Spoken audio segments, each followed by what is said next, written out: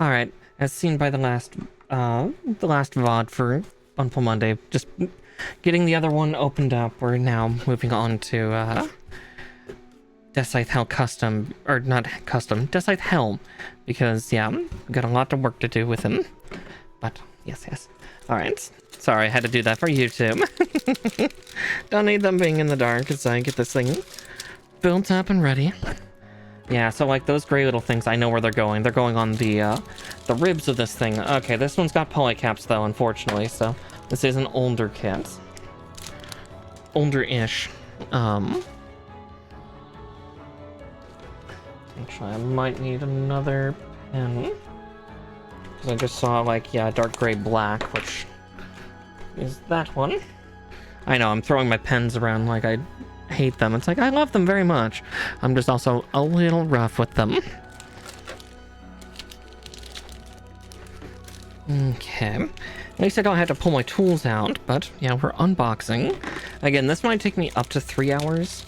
Again, if it's anything like Live Lance Heaven, which it should be, considering Live Lance Heaven uses all of this Gundam's parts. With a couple extra ones thrown in here and there, but like the head's different, but the body's pretty much Deathscythe Hell. So, Charlie. Echo. I guess if that's Echo, these are Foxtrot.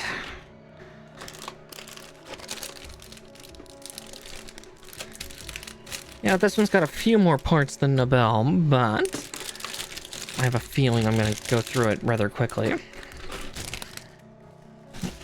And those are both Bravo. No, one is Bravo, one is Charlie.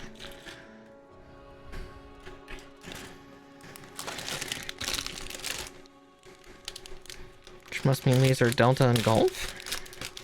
We'll find out in a second. It's like we've already got the others. There's Delta. Oh, an Echo. Interesting. Okay, well that's the same. That's the thing. Then I'm going to do that. Just so that I can have its own kind of space. Actually, Delta can go with it. Since there's 2 C runners. 2 Charlie runners. Okay. Interesting. Yeah, this is a very minimalist booklet. Like, no cover, no... Yeah, no pretty picture. That's a shame. If that's the case, then I'll just close up my Nobel box. Because I won't be taking a picture of this thing with, next to Nobel for my own sake. Without. So, there's that. Okay. And with this one, yeah, we're going to start with the hen. Because, yeah, this is a more... Oh, wait, no, we're starting with... Oh, no, the torso's just right here. I'm blind. And sometimes a little dumb. Okay. 7 and... 15. Oh, yeah, I can put the scissors away, too. Get them out of here. Out of here.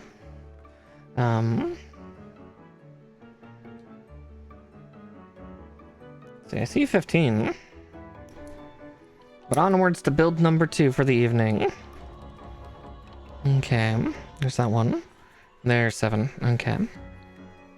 Now this one, compared to Nobel, should be a little blockier. A little bit. But again, we'll see how that turns out, huh? I need polycap 2.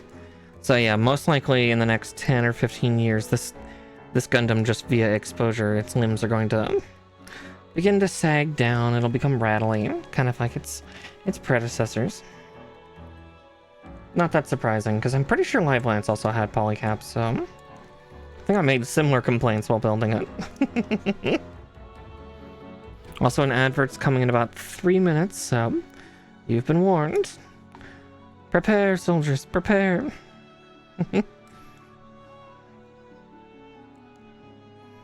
Okay. Yeah, that's kind of intriguing that they're having me do the head second. I'm not used to that. Or maybe I am. I don't know. My memories are a blur right now. Who are you people? Okay.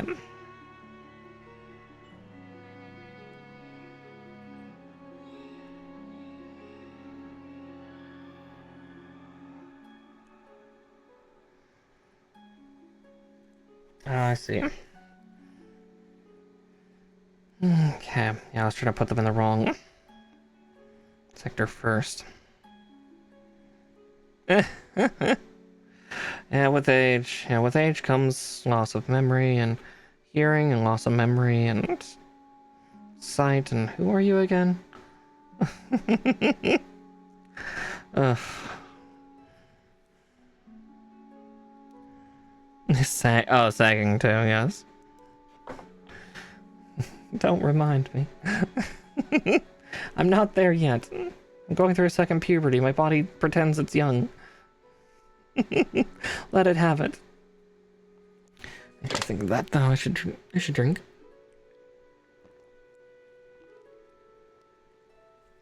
Throat was getting a little dry.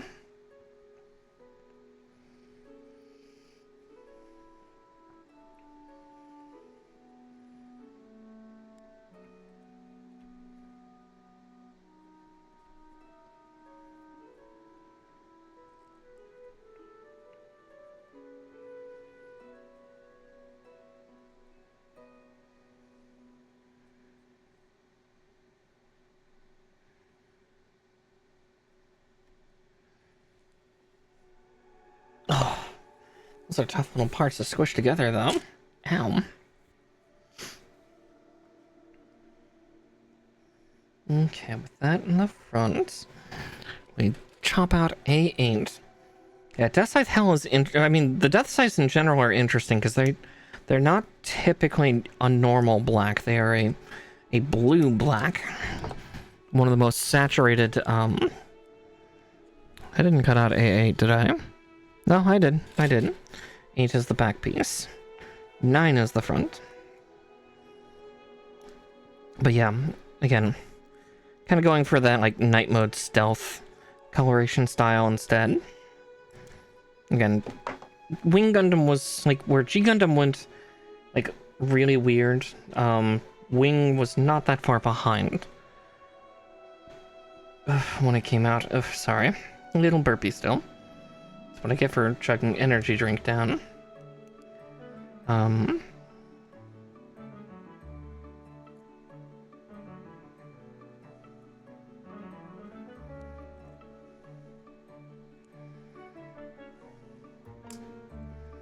There we go. Now I can squish those shoulders back in. Yeah, this is definitely a newer construction than because I've built Deathscythe Hell before when I was a little kid, and this is a very different construction. Again, it's not too dissimilar to Live Lances. Let's see, C21, C121, 221.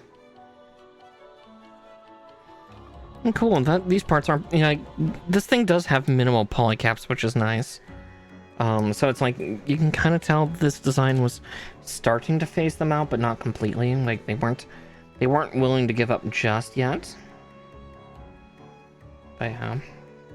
It's okay, we have new methods also for, like, ensuring that the joints don't sag. Using a little bit of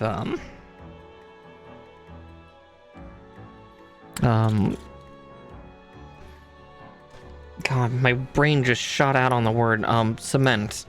I'm using a little bit of plastic cement tends to help. There's actually a specific one made for Gumball that is for reinforcing joints. It's their light version of their contact cement. It's supposed to not be too aggressive while still giving the hold that you crave for your parts. So there's that. I do have a couple pots of that actually to the right of me, but again, I'm not going to put that on now. That's for later.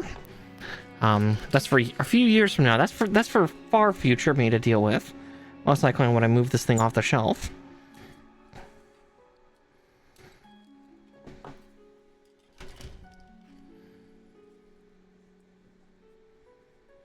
Because after I put it there, unless I'm moving, I'm probably not going to be touching most of these kits. Unless, you know, I build far too many Gunpla in the next several years and have to start phasing out certain kits that, maybe I'm not as big of a fan of, or maybe I get, or, you know, they make master grade variants, that I'm more fond of, or, you know, things like that. But that's a while. I still have plenty of shelf space left. I got time.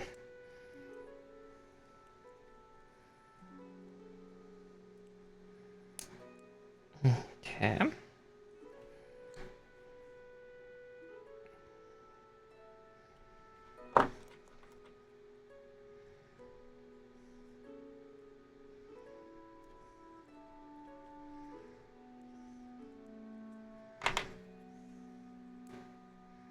There we go.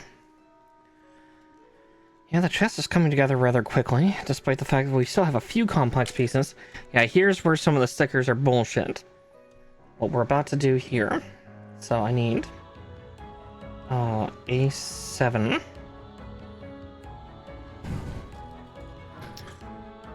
And this is also why I'm doing them in silver instead of grays, because I don't have the right color, and I'd rather do metallics on this thing because I want to be extra, because this was one of my favorite units. It had one of the best entrance scenes from what I remember from my childhood.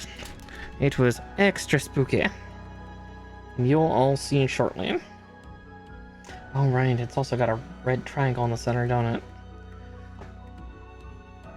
I will do that after it's assembled, but I'm going to do the other parts now. Maybe.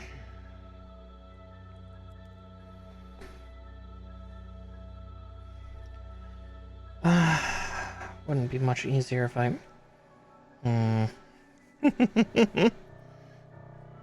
Thinking out loud, just like, which would be easier? I still need to attach parts to it.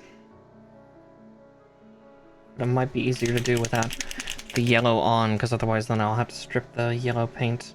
Or not the yellow paint, the silver paint that bleeds onto the yellow parts. Give me a second, I need another paper towel. I need to make sure that this gets properly mixed up just right.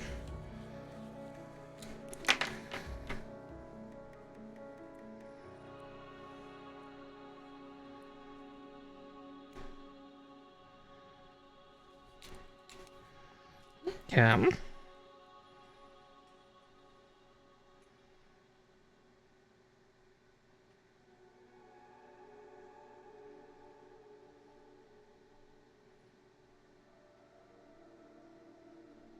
Yeah, I'll have to clean it up a little bit, but that's okay.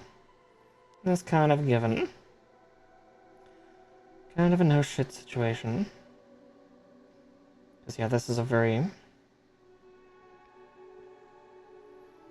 detailed piece and section.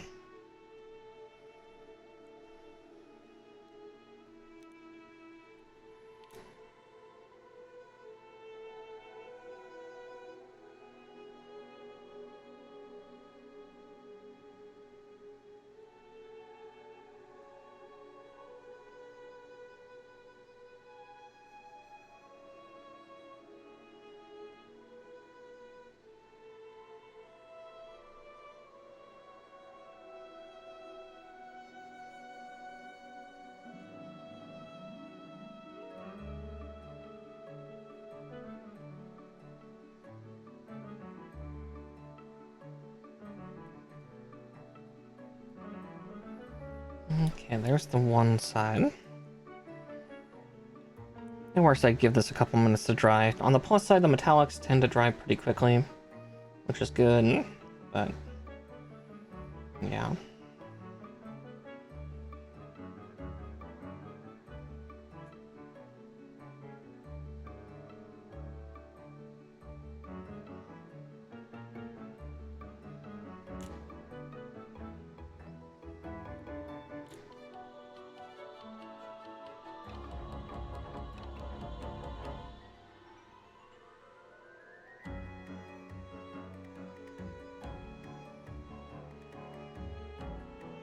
Not exactly perfect, but good enough for what I can do with this. At worst, I can also touch up with like a paintbrush later. Here, let me...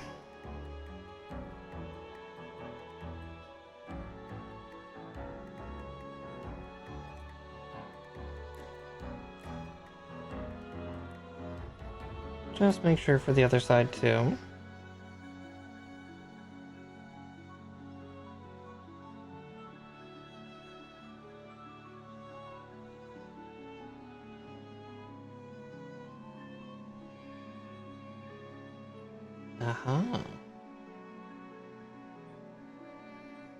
Actually, that works. That's a little messy. That works really well. So what I'm doing is I'm just pressing the pen just a little bit to get a little extra paint down. Yeah, that looks like it'll be pretty darn good once it dries, and then I can clean some of the excess off and around it. Because yeah, this is definitely a more messy kind of thing that I'm doing. Again, being a little extra. Yeah, I collided with... I think I left my Q-tips in the other box. One moment. Here, I'll at least turn forward so the model doesn't freak out as much. I did put my Q-tips in there. Yeah,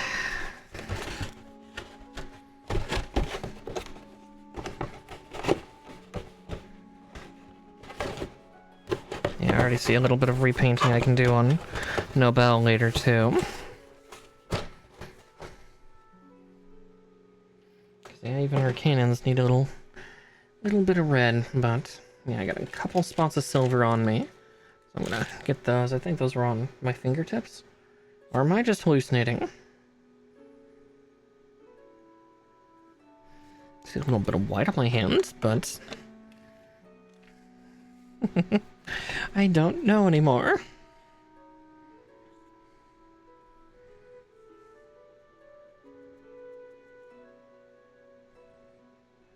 I could have sworn I saw a little bit of silver somewhere, but it's gone now, wherever it went.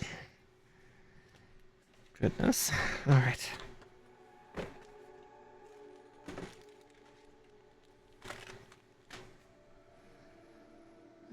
Okay.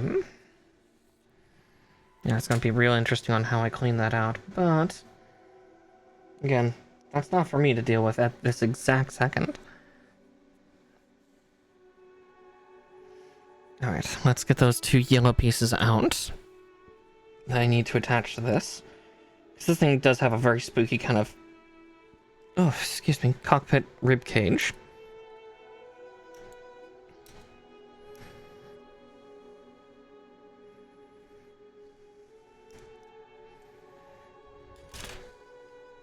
Again, this thing was designed to stop war through fear. Well, at least the way the duo ends up piloting it. I guess actually no, for the helm, it would be designed much more for that because it was the original Deathscythe that was designed more as like a piece for a coup. Which none of the pilots agreed to do.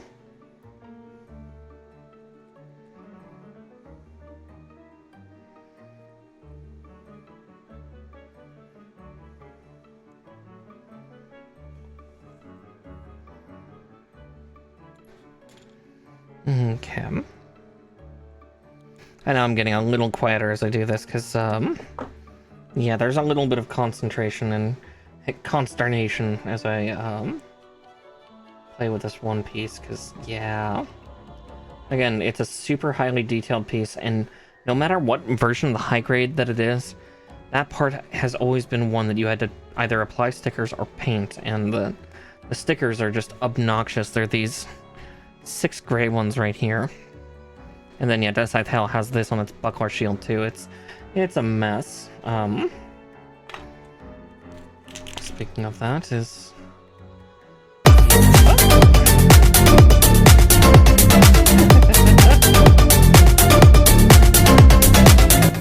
Goose, welcome on in, dear. Give me a second. I'm gonna finish, just getting this on. Oh, yeah, I made a little mess there. Yes, hello, welcome, welcome. If any of you are new to my content, hi and hello. My name is Miss Markar. I'm a Witchy Puka Bunny VTuber and a variety gaming VTuber, but on Mondays I tend to do Gunpla, and I've been failing left, right, and center for my painting tonight, but we'll get it fixed up. We'll get it patched. Again, welcome to High Grades. We get stickers aplenty that we have to deal with, so... But yeah, welcome in, welcome in. Let's see. Nature, did you get that out? Yes, you did. Oh, you're playing some 14? Did you get any subs? Did you help people get their snowman before it's too late? Let's see. Probably that silver is dry enough for me to clean. Let's see, get my Pontius Q-tips.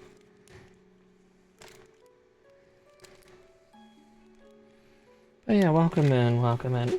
Feel free to kick your feet up and get ready to rest, Goose. Because, yeah, we've built one Gundam so far. As you can see, the lovely Nobel over here has been done. That's fair, yeah. I also feel like Square Enix and Twitch both have dropped the ball on, like, advertising how this event is supposed to go. And because I've had a lot of people like come in to watch, but then not do anything. But again, it could be the fact that they already did it, like you said, which is valid, honestly. Because I ended up doing with somebody I rated out to. Because yeah, we didn't get it for free for it.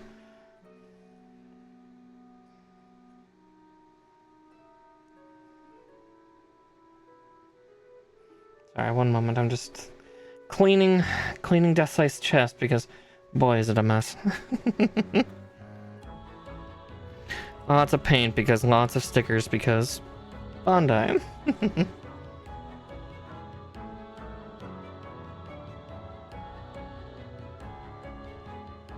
Okay. I just need one more of these pointy ones for the outside of it. Yeah, I've thought about doing one more stream for everybody maybe tomorrow before Satisfactory, but I might also just save my voice and my mind and not. Because it's like, yeah, just at worst, find your favorite Twitch streamer that happens to do a lot of 14, like hunt down the members of Nest or something and give them a little bit of extra love this time of year. Because as much as my model looks like she's straight out of Eorzea, I am not. I do not play on stream. At least not often. I mean, hell, one of the times I tried to stream 14. Oh wait, right, I need to clean the red too. Shit. Pulled it away too early. That's why I had the extra 2 Q-tips. Past me was thinking. But yeah, I nearly fell asleep trying to do roulettes because I was just so tired. I'm getting old. There's only so much I can do in a single sitting.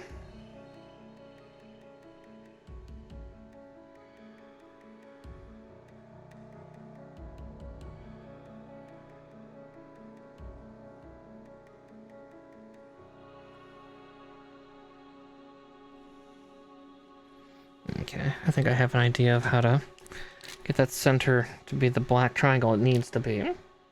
But that requires a little more paint.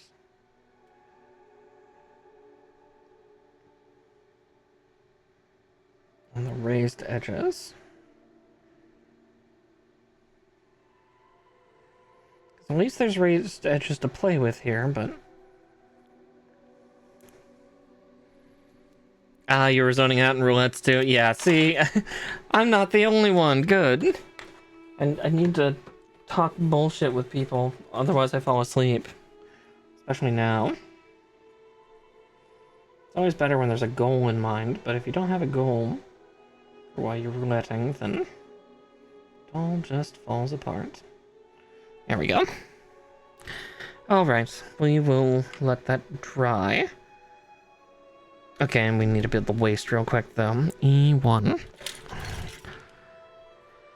But yes, welcome in and just, rest a bit. Watch as I build the edgiest little guy. Well, he's not the edgiest member of Gundam Wings pilots, but he's second. He's edgy just by the proxy of just being a lunatic. I love Duo, but goddamn is he nuts.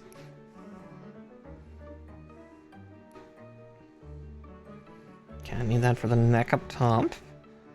And I need 4 for the waist units. Or the midsection, I guess I should say, because I'll say the waist is technically the hips, but... True, Quattro is the unlucky son of a bitch that really got to test the Zero system first time, first hand, with not a lot of thoughts. But yeah, it's just... I want to make peace, honey. You're in a war zone. Peace, honey. No. At least be like Duo. Be like the nut job over there who's cackling, calling himself the god of death, while he's dressed like a very young priest.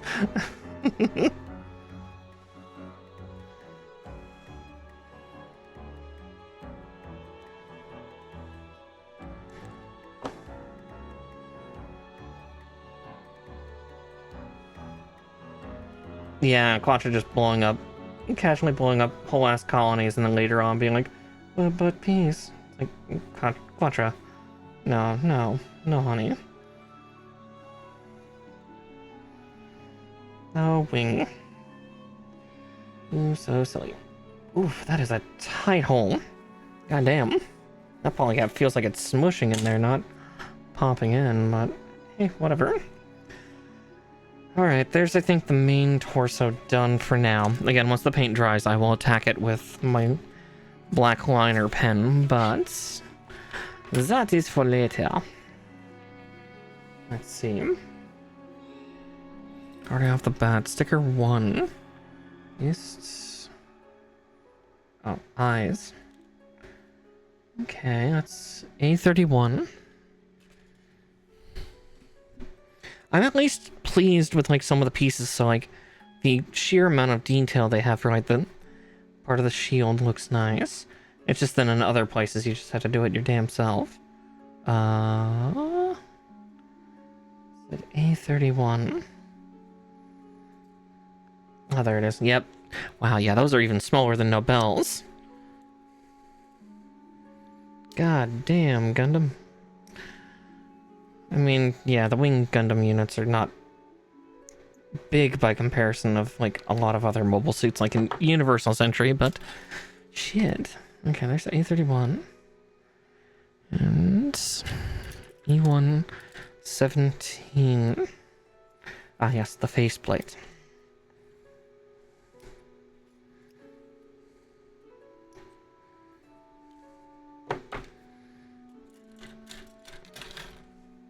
Sometimes I dislike working with high grades because they are so small. Now, unfortunately, my favorite ones are some of the wing units, and they're, but they're only like 15 meters tall each. Like, don't get me wrong, that's not small by comparison of, like, real world, but, like, comparing that to, like, new Gundam and high new Gundam that are, like, 20, 21 meters, Unicorn, 21 to 23, Sazabi, 23 meters, Nightingale, I think 23, 24? Something like that. Yeah, Bing.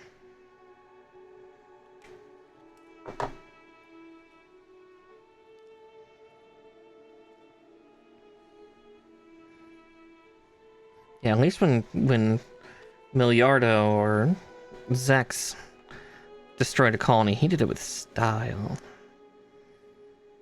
Which is also another kit I'm excited and terrified to build in the new year. I do have Gundam Epion over on my shelf right now. Which, it's like, oh boy, oh no. It's real grade Gundam Epion, so it's like... Zex did everything, yes. I mean, even revealing his name to be... Miliardo Peacecraft. He was being a fancy boy. the best copycat of Shah Raznable by far. Some of the other ones got real weird. Don't mind me as I just both casually and very carefully paint this. I see I wasn't that careful. I have been really clumsy tonight with my painting.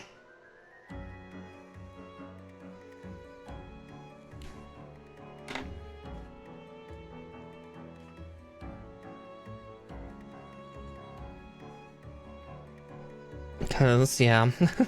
Would it be easier to put the sticker on? Sure. Would it look nearly as good? No. Yeah, he was a pretty interesting villain, and then, you know, by the movie, it was kind of semi-anti-hero, semi-ally. So it was that other dude. The one who piloted the other tall geeses. The 4-3. Miliardo stole that one. Okay, there we go. Cleaned it. Cool.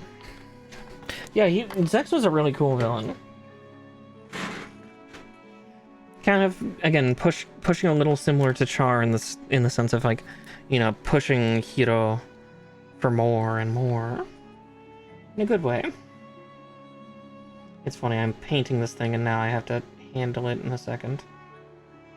But I might take a minute after I get this on just to sit back, let that all dry.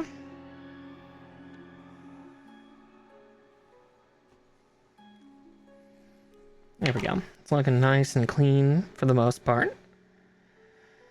Yeah, I guess the next stage is shoving it into a helmet, so yeah, I'm gonna take a couple minutes to just let that paint dry just extra well. Just carefully shove it to the side.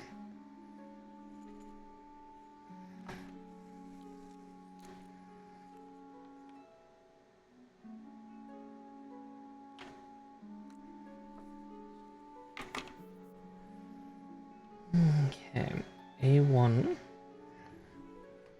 You'll get A1 out and just get it nice and smooth. Oh yeah, because this one's got multiple layers too.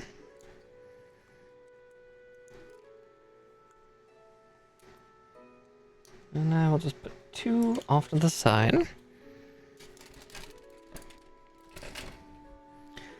Because yeah, these are the things I do to myself of just, let's paint all the details, Mara. Okay, now you've got to handle this little tiny fiddly bit. But you've just covered it in paint and gotten it just right. But I also know it would have been harder once I started getting it into the helmet, because it would have been difficult to paint it at that point, because the helmet kind of creates a visor on the sides that's really hard to paint around.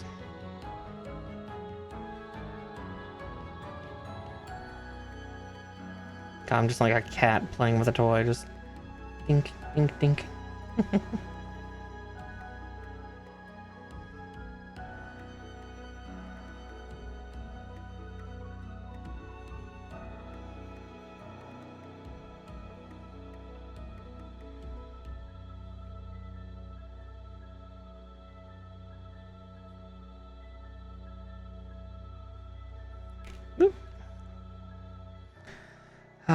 Yeah. Anxious hands trying to fit parts and pieces together. I see how it's supposed to fit. This is gonna be a challenge.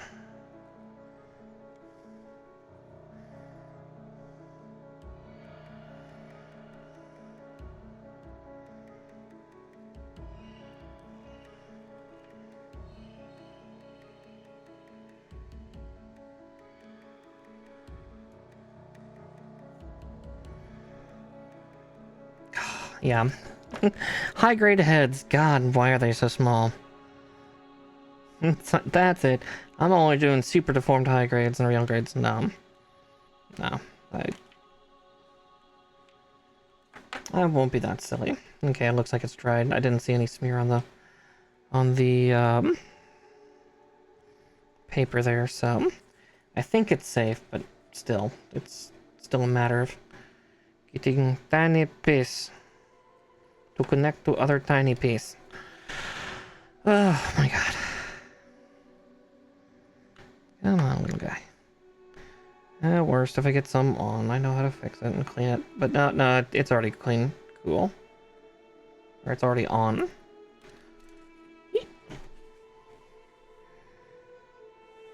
Come on, little fella. Yeah, I'm not getting paint on my fingers. Hello, Calais. Okay.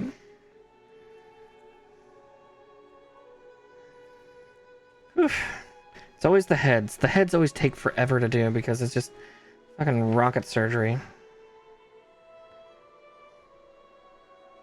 I say that as then in my frustration, I immediately get it on. The fates, they test me.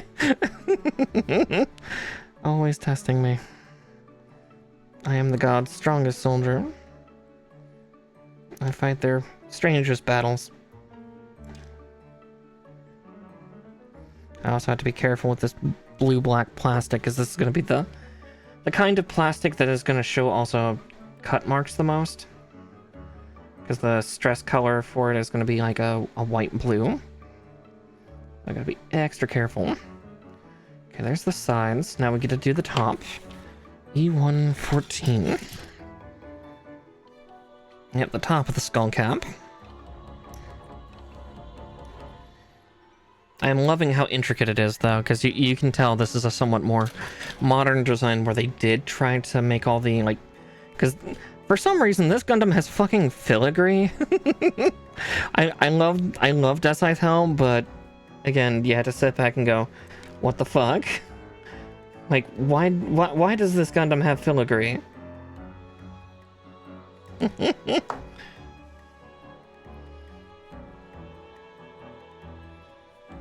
Okay, there's the top of the helmets. Okay, A5.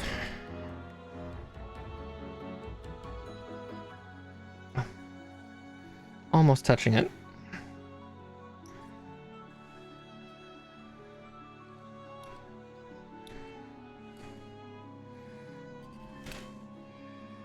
Yeah, where Nobel's head was a lot more simple, we're now dealing with a much more complex Gundam design.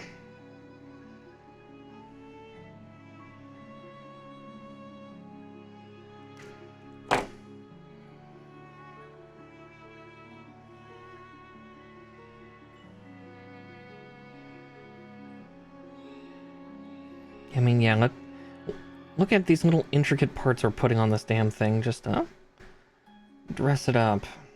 Good grief.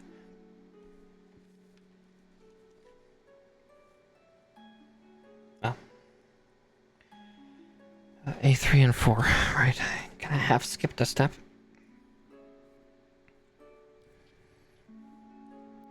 Too busy bitching about filigree to notice that I'm jumping around on the page.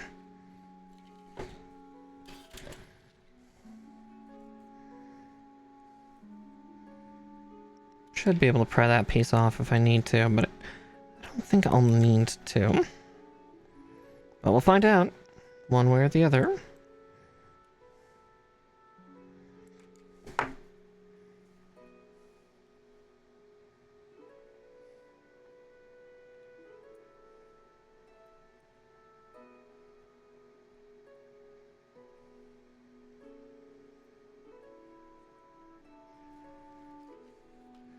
Yeah, the only other mobile suit I know that has like filigree and stuff on it would probably be the Shinanju.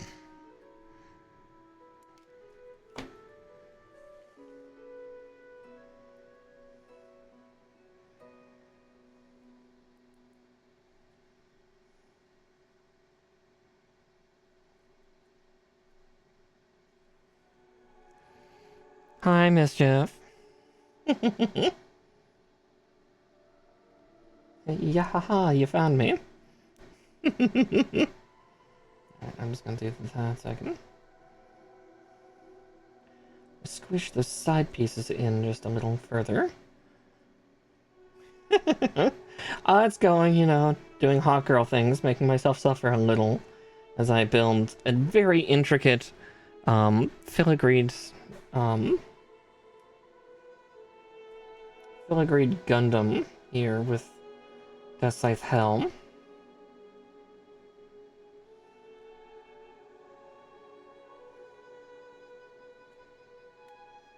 There we go. I was like, you're not all the way down yet. Alright, let's get that V-fin and then we can work on his Centurion crest. Yeah, we're doing the edgy boy. Alright, so A17 and then I'll cut out A6 while I'm here too. Just there's that. I'll get 6 out for the next step. We're just getting the head together, which, again, surprise, surprise. Tiny model. And it's little pile of bullshit. When it comes to the head. And this thing has a lot of pieces in its head. Because they actually detailed the filigree into layered parts. Which is unusual for a high grade. I'm very thankful they've done it, but god fucking damn it. Then I get to be the one that suffered while I build it. Just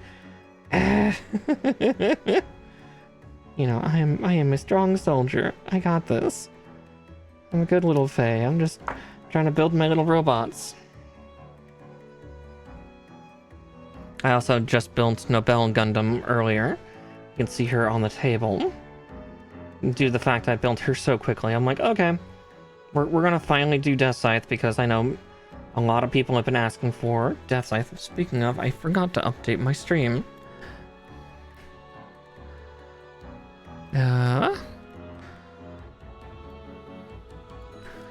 Deathscythe Hell. Doink. There we go.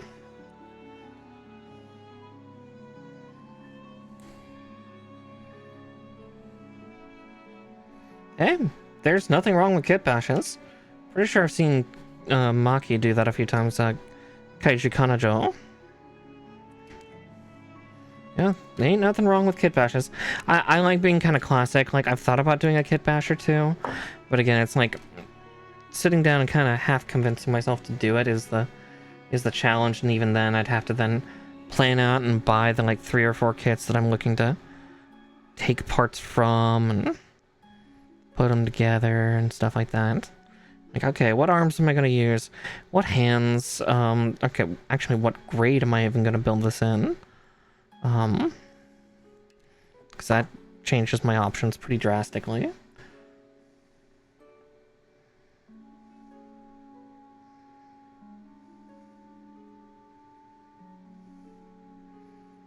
Okay.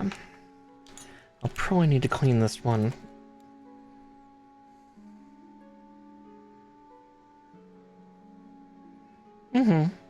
Always look at, I believe, Hobbytown is pretty good also for finding kits. Admittedly, the assortment is fucking random. And, yeah, there's a couple other stores. But yeah, trying to find secondhand, like, most likely those would be, like, people that have salvaged certain parts out of their kits already. So if you're like, oh, I'm going for the hands for this. Yeah, and even then, like, depending on how old the kit is, will depend on whether it's even compatible with other kits or not. These days, parts are a little more friendly. A little. Of course, one thing I always I would actually advise now that we have Gundam Breaker 4 is... admittedly, that means you have to buy Gundam Breaker 4, but... because that has a great way of, like, previewing some of this stuff. But you have to get some more of the story to get access to more and more kits. It's kind of a trade 22, or catch 22. I can speak words, I swear. Okay, now we're getting to the arms, so I don't have to worry as much. Actually, I'm going to stick that head on the body already, so I don't have to fret about it. Yeah, I've been meaning to play more Gundam Breaker 4, because that would also give me a chance to, like, unlock all of the Gundams, like, all of the mobile suit kits.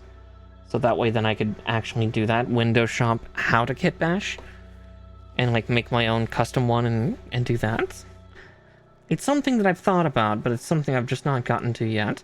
But again, to each their own on that. Not saying that you have to do it the way that I do, because I do things stupid. So, ain't nothing wrong with doing it another way.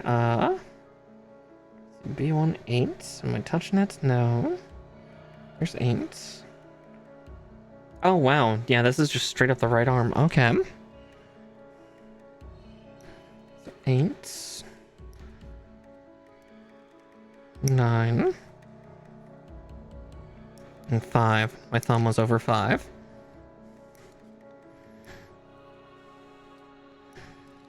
Because, yeah, I'll sometime get back to playing Gundam Breaker 4 so I can beat the game and start doing that. I've already missed out on a couple of their events, which is a shame, but again, that's on me because I don't have the time. There's just not enough time.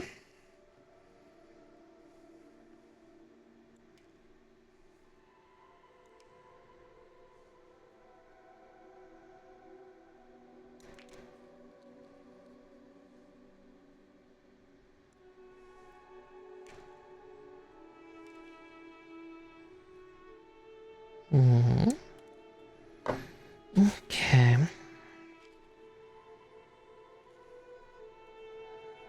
Oh, interesting. That's a very interesting joint. Oh wait, no, these are just both parts of the elbow. What am I talking about? Still, that's closer to like a Witch from Mercury type. Yeah. Cute busy bunny, yeah. Ugh, always busy. A21 and 23. Always busy, always bustling. And I'm touching 21, and 23 is just below it.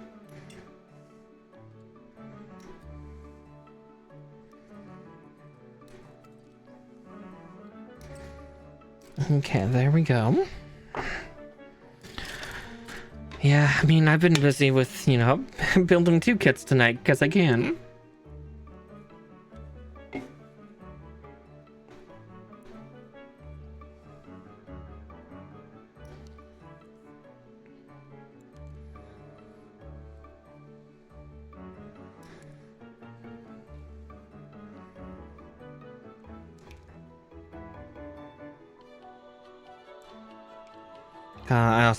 I need to get back to uploading my VODs again, because I've let it slip for the last 2 or 3 weeks, because I've just been tired and busy. Christmas took a massive toll on me.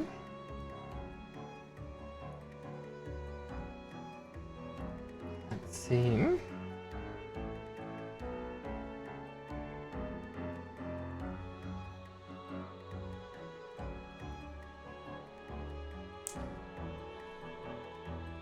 Alright, like that. And that side goes on like that. Okay. Yeah, so much cooking and baking, and it took a lot out of my systems. A lot more than I thought it would. E15. Yeah, we'll start speeding up now that I've finished the head and the chest, especially for this kit. This kit is very complicated for the chest when it came to painting. And sticker use if you did stickers. Well, we don't do stickers in this household. At least I don't. No judgment to those who use stickers. Because, let's face it, they are easier.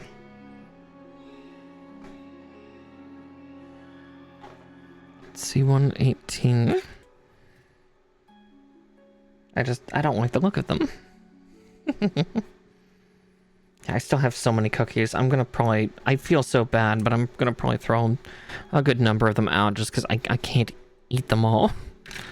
Like, I didn't even, like, double the recipes or anything like that. I actually went for their standard small recipe, and I still walked out with, like, 60, 70 cookies. Too goddamn many. one of the reasons I miss having roommates. At least I can have my faith in them of they'll consume them. They'll be gone, hopefully. Oh well. Let's see. 26, 27, and a polycap. Right, his arms aren't that complicated because he's got the wings.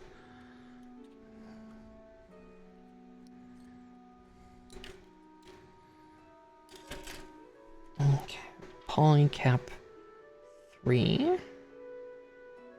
Oh, there it is. Yeah, and then I've got so much lamb to eat as well. It's very tasty. I should have seasoned it a little more and let it cook down a little longer, but I had been at the stove for like 8 hours. I was so tired. It's really tasty, but yeah, just at worst I might like throw away like half the liquid or something and just season what's left up or something. Because I don't want to waste good lamb, because that was good lamb. Good lamb leg. Just, eh. The Brussels sprouts, though, I'm still tickled those came out as well as they did. I think that's like my favorite thing I made this year for Christmas dinner. It's kind of similar to like Thanksgiving. The gravy came out the best this year, so that's like my standout food item from Thanksgiving. Not the more family potatoes. The turkey was right behind it too, because again, it was super flavorful as it should be. So that one's a little less surprising, but yeah, me throwing the extra herbs into the gravy for Thanksgiving dinner was a very, very smart move. Here we go. That's... come on. Kiss, damn you. There we go.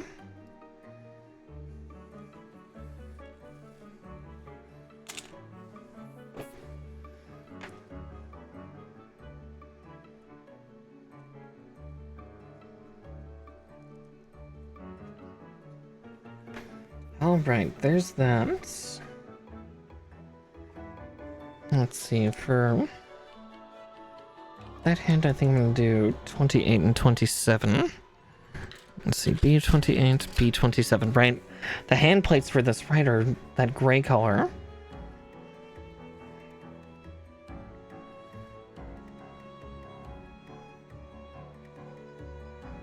Actually, I'll do the open hands for now, because... yeah. Actually, no, I'll do 28 and 27 for this hand, because, yeah, I'm gonna have him probably just do standard, like, you know, scythe up, American Horror style for his pose.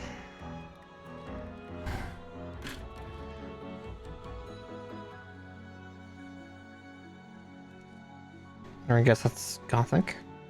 American Gothic, that's the word I wanted. American Gothic. It's like the art piece with the farmer and his wife. I can words good, I promise.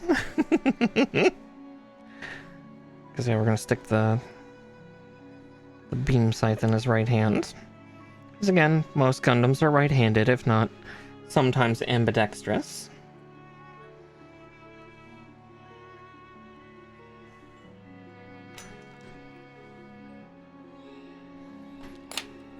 But rarely are they exclusively left-handed, because, again, Japan. Us lefties are not terribly well liked in Japan.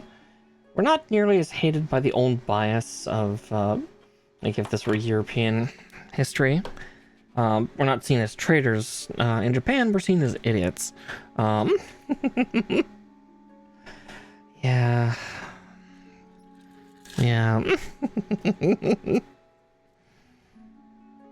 Yeah, I remember hearing that also from a family friend of mine that was an English teacher back in the 80s and early 90s in Japan. She had to deal with quite a bit of that because she was left-handed. Let's see, 4, yeah. 2 and 3.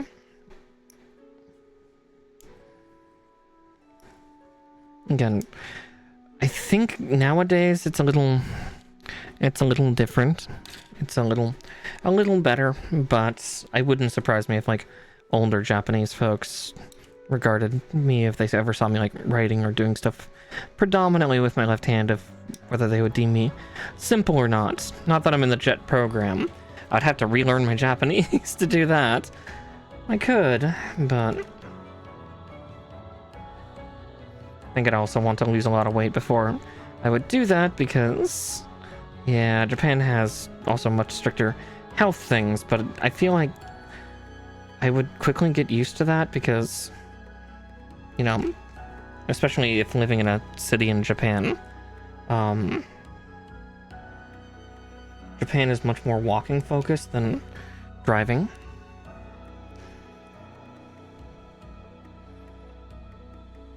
Which I think would be nice, because then I could, you know, walk everywhere.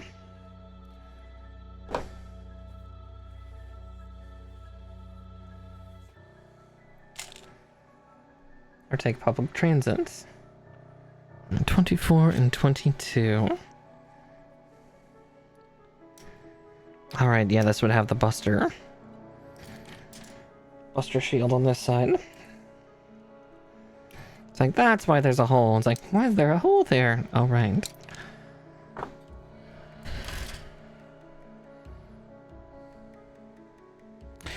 Yeah, that's so strange that, yeah, it's not fluctuated at all. We've stayed the same. I'm like the only left-handed person in either side of my family for like a good number of generations.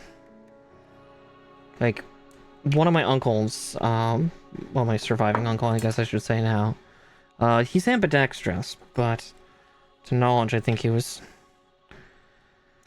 righty first, then he just taught himself some left-handed techniques as he got older. But I could be wrong.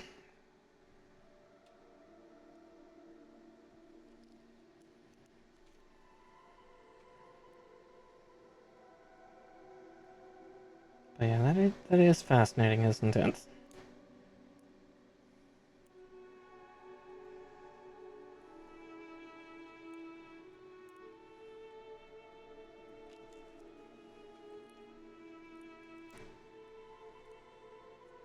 Our numbers have remained strong, never waning. Can you say the same, righties? Nah. I guess it's not staying the same. Our percentages remain the same. Still, that's kind of fascinating, because you'd think that there'd be more fluctuation. Let's see.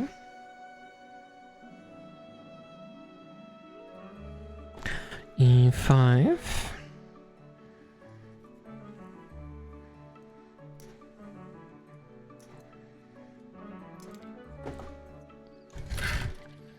C2.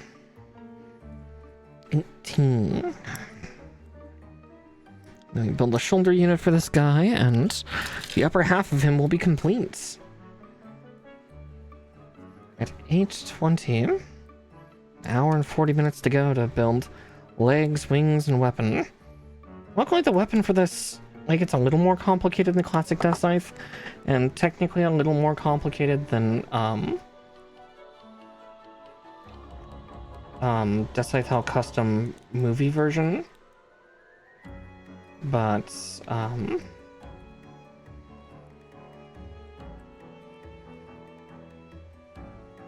yeah, it's not too bad.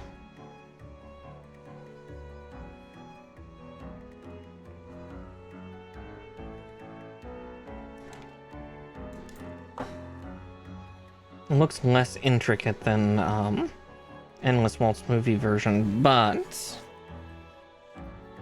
is more intricate because it's beam scissor, it's the two blades. Which in some ways is kind of scarier to deal with. I know that there's a metal build of Gundam Deathscythe Helm, custom Endless Waltz, that actually takes some of that and continues on, kind of taking on some of the traits from the Glory of the Losers manga. That's the story continuation for Gundam Wing. Where like the Scythe has like 8 different modes. Like from, yeah, creating a beam scissor, but with 2 of those kind of gargoyle heads.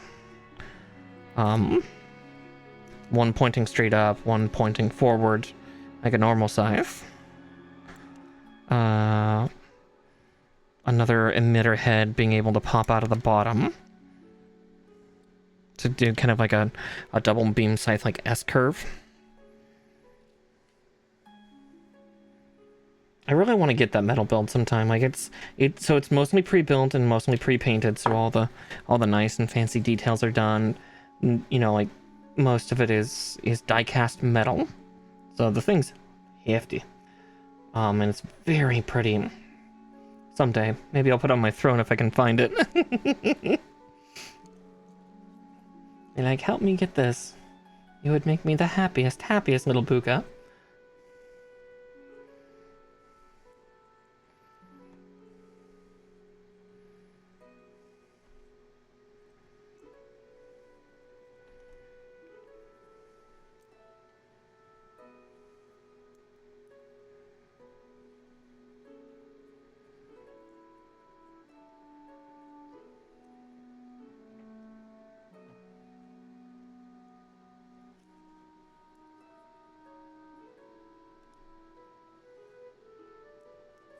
Oop.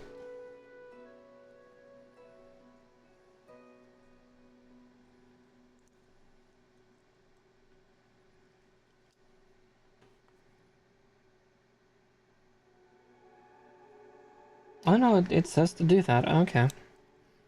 Weird.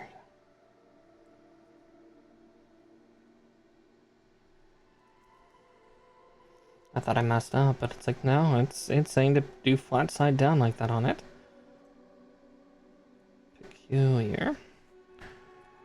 Okay, let's build the hand. This one I'm gonna do, yeah, open hand. So 22 and 21. Yeah, there's also another hand here. It's not thumbs up, but it's like an angled hold, which I find really cool that they've made for. It's almost exclusively just for the Deathscythe line. Primarily Deathscythe Hell and Gundam Live Lance Heaven. It's weird antithesis. From the Build Metaverse. Well, from one of the Build universes, I'm not sure which one. I think that's Build Divers. But yeah. Since it's using this kit to do it. But yeah.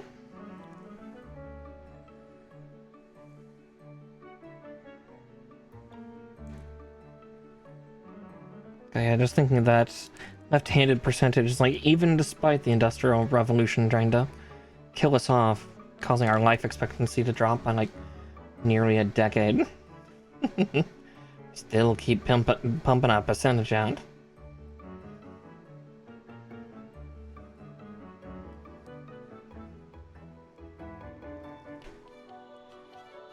I'll say one of the perks for me for being left-handed definitely was the fact that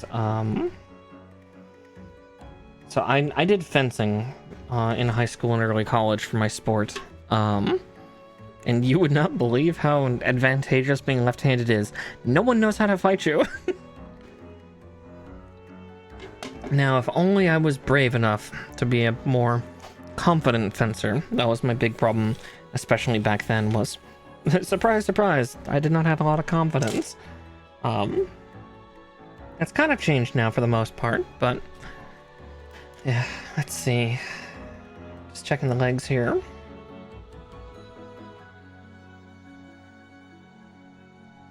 Okay, so the legs are identical on either side. I thought they were a little different, though, between the two and Deathscythe Hell, but I guess I'm wrong. And I'm okay with that.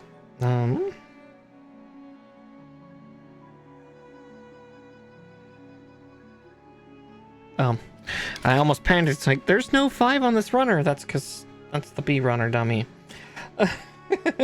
I'm very pretty. Not terribly bright. It's like, how did I use that part already? How? You haven't, hon.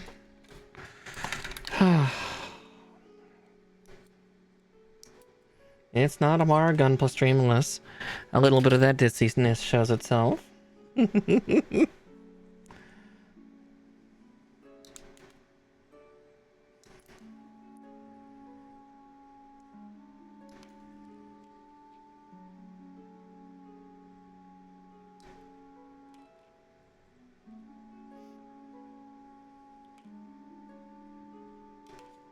Okay. So there's that. I need the polycap 7s.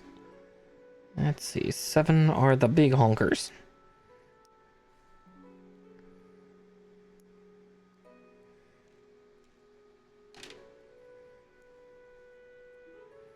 Yeah, we're making a good clip. 8:30 and we've got both the arms done. So yeah, I feel we'll probably get done around 10 p.m., 10:30. Again, the most complicated part after this is going to be doing the wings. This guy, because he did have some pretty fancy wings, all things considered. Like, even making, like, Wing 0 kind of look a little less over-designed by comparison.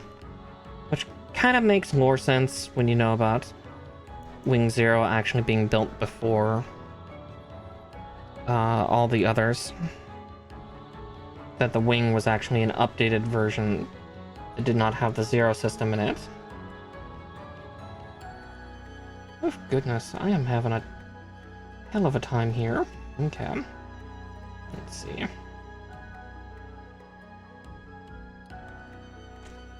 Jeez. Okay. I am suffering. Excuse you.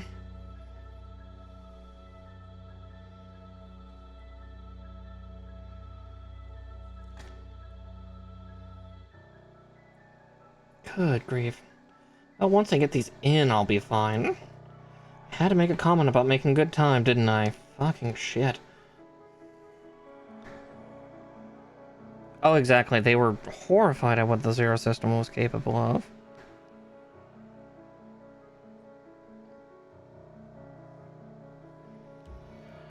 Yeah, the ability to predict in combat. And typically driving the pilot insane.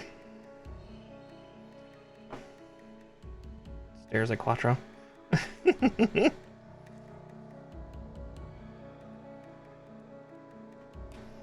Sweet unholies, I'm gonna lose it on these. Come on, little guys. Get in your homes the right way. Why did they have to do it like this? Speaking of madness.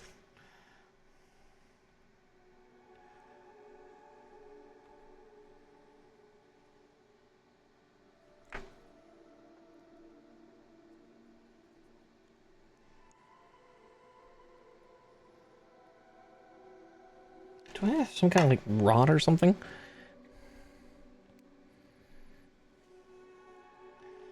Oh.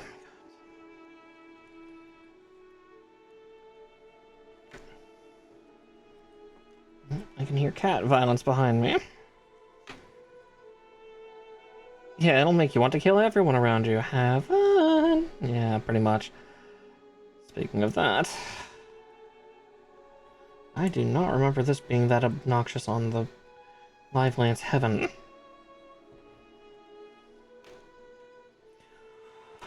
Okay. I'm gonna clean my station a little before I try to shove these in. So these have to be shoved flat side down into these, but due to the fact that they're, you know, rounded and they're fit just right, they keep trying to push on the edges. Like, that one's even taunting me by sitting almost completely straight up, and then... Get in your home. You are not too good for your home. Sweet fuck, please.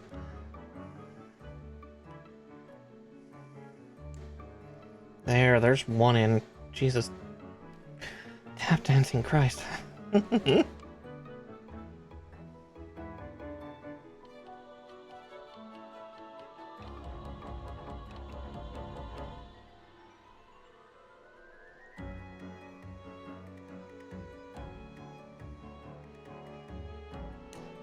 There. Fucking shit. Those little pieces were trying to not go in their home. Okay. F3. So these two. I'm actually gonna take that sheet out and just put it behind because we're not going to use that till the very end.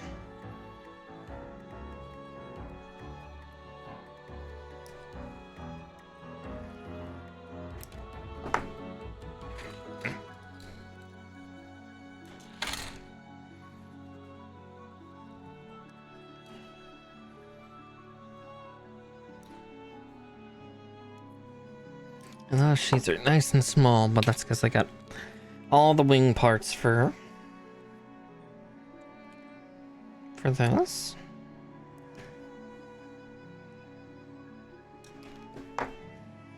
Let's see. Oh, I see. There's a little tiny peg right there. Yay for tiny pegs.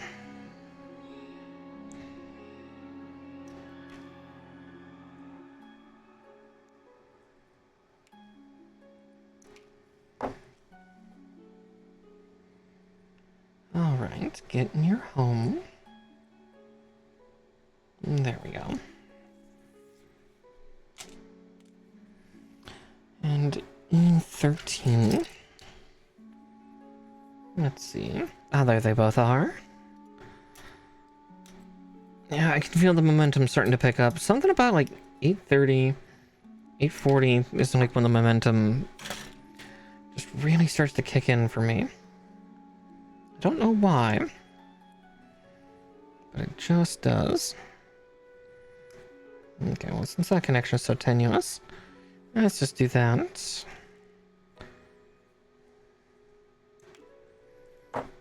Okay.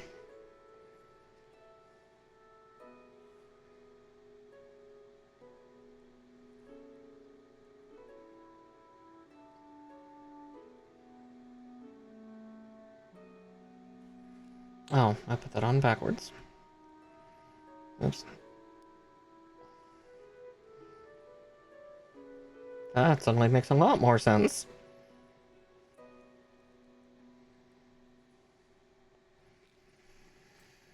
Like that. Here, I'll get this part on properly. So yeah, that part looks like it fits inside of it. Let's put it on backwards, Mara. Someday I'll stop trying to put parts on Gunpla backwards. Like, I'll stop. But not tonight, and probably not next week either. Whatever I build next week, I will still put pieces on backwards. Okay. So, C8 and 7.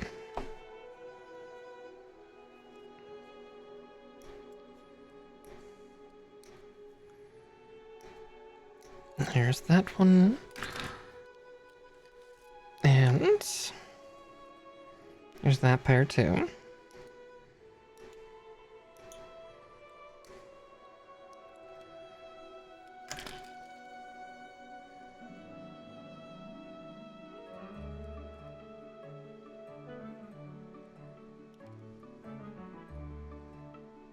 And we'll just see what I start building in the new year.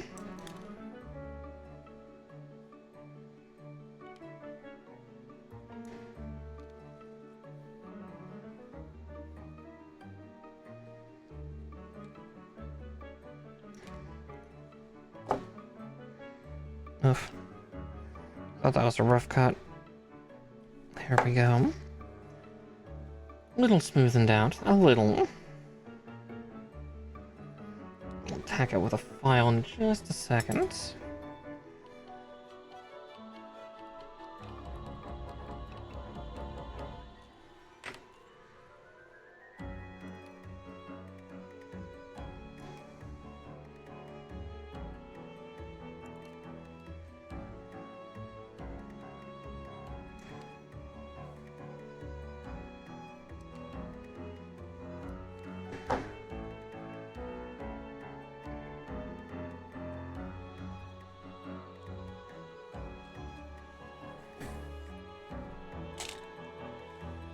Okay. E10s. Yeah, the giant ass foot cuff for this thing.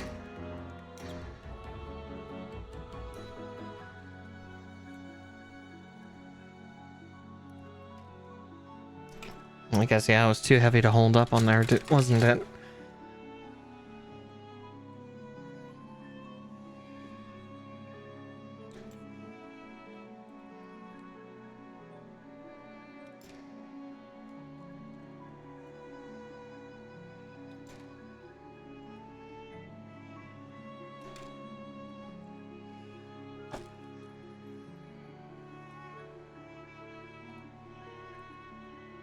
Make sure I put these on the right way.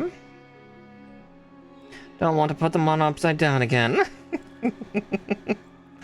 At least no more upside down parts, but let's face it, we're on the legs. This is where like upside down or backwards or anything like that is bound to happen. Just because. Oh, right, I forgot about FT4, the toe of the foot.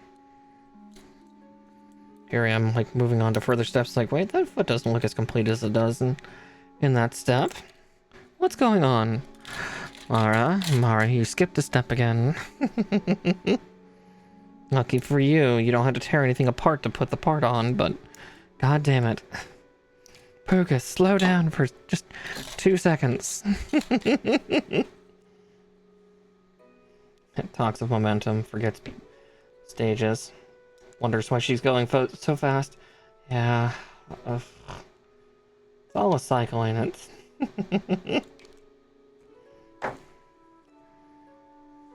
It's okay, I don't actually hate myself. It's just funny. Teehee.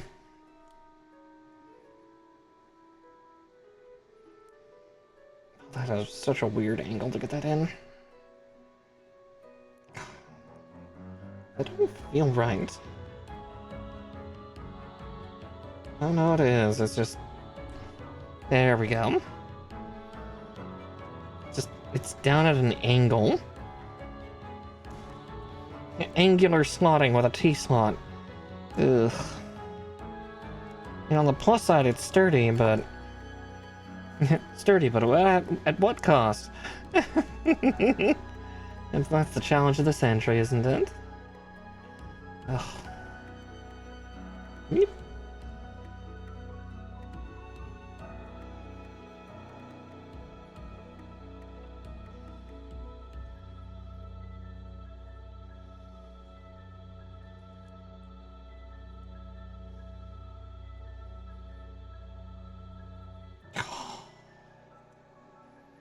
Come on, little fella. Get in your home. No? Okay. Okay, ow.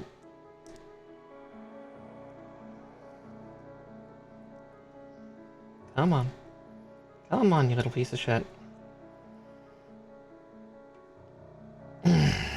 Fuck. Ow.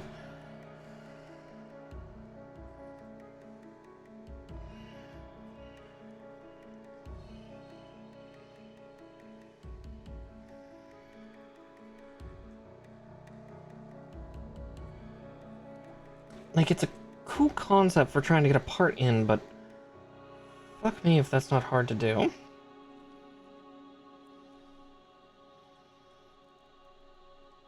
Yeah, I see part of what's wrong.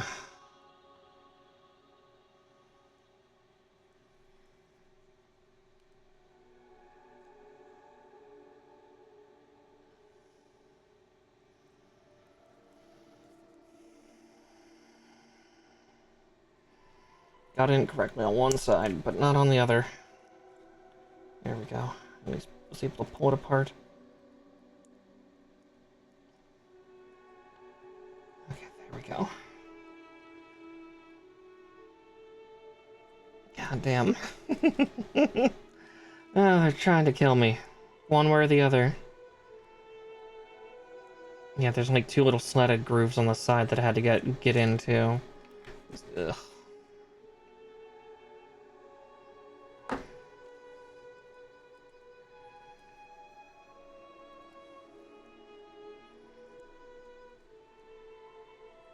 My hands are definitely starting to cramp up.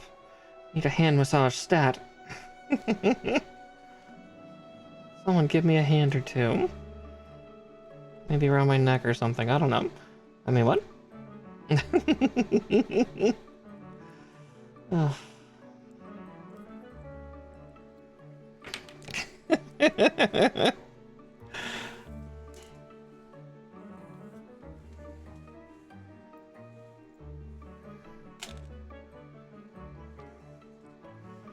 Okay, from there now we work on, looks like the kneecaps, or the knees. So 12, 11, and 9.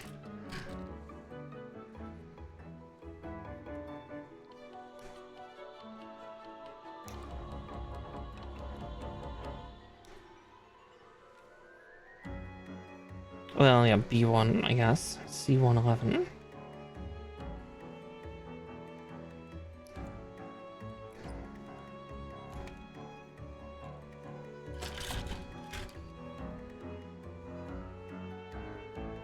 B2, B2. There it is.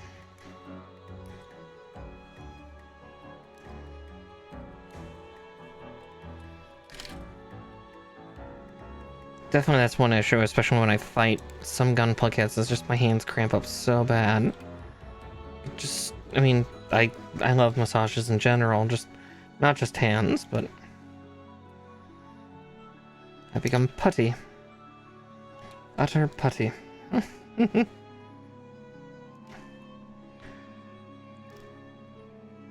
And there we go for that.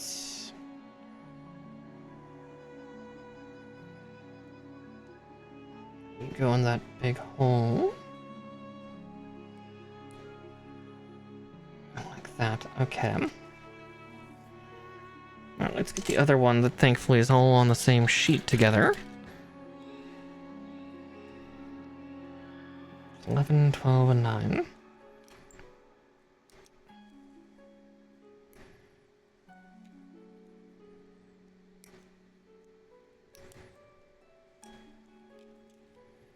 And... oof. Choked up too high on the... or too far down on the snippers, so... hinge chew with... well, with the base of the hinge. Oof. It's also part of why I snip so high up on the sheets. That and it helps fill my nub jug quite a bit. It's getting pretty close to full, though we'll probably see that actually happen closer to probably March. I'm guessing March is about when that will get completely filled up.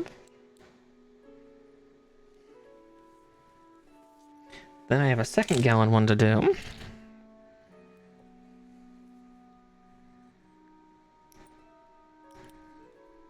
I don't know what I'm going to do with the nubs.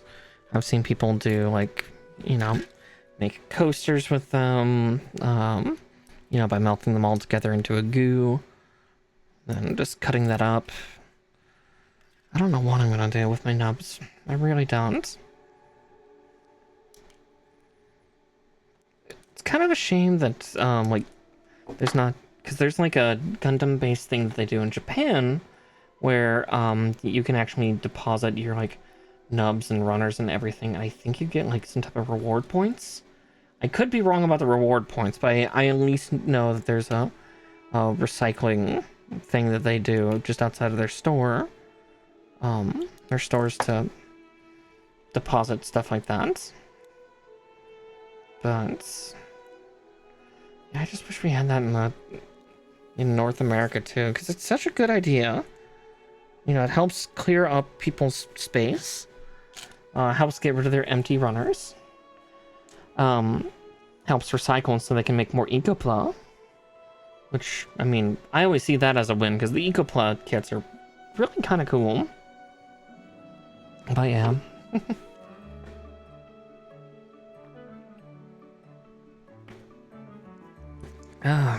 Harkening back to Dead Soldiers. That one's done. Not exactly playing Tablero, but eh.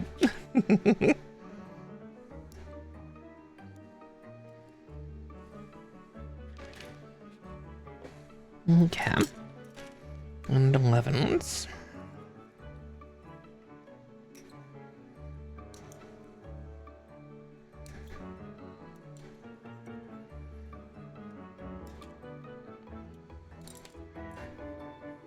Nope. I hear the sound of a crybaby kitty coming. Yes, Clue, what? He's very upset that I'm continuing to build Gunpla. I'm not paying attention to him. It's the worst. He's dying. Yes, Mr. Clue. Why are you dying?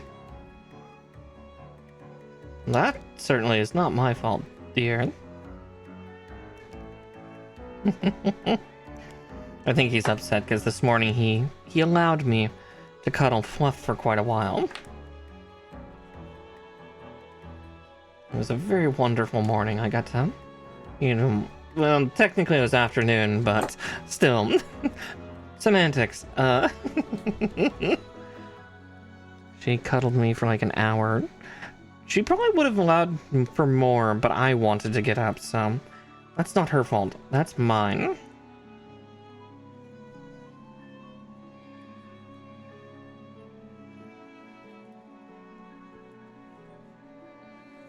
But usually Clue gets very, very jealous when other cats try to cuddle me in bed. And he tries to gently push them out of the way while he takes their space. Because he's a little shithead. I love him, but god damn it. I have 4 cats, they all deserve love.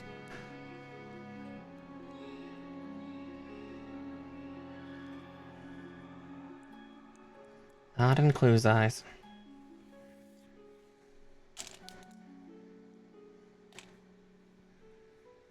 Okay, now I need E12.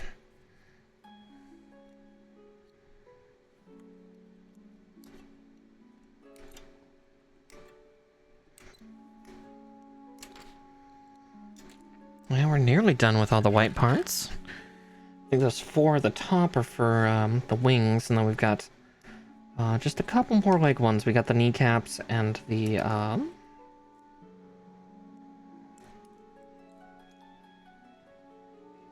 yeah, the kneecaps and the thighs. Because for some reason, Gundams have tiny thighs with giant calves. I find it much more the other way around with people. Or maybe that's just, character's eye design. They're all about thigh. Try not to give them small calves, but, by comparison.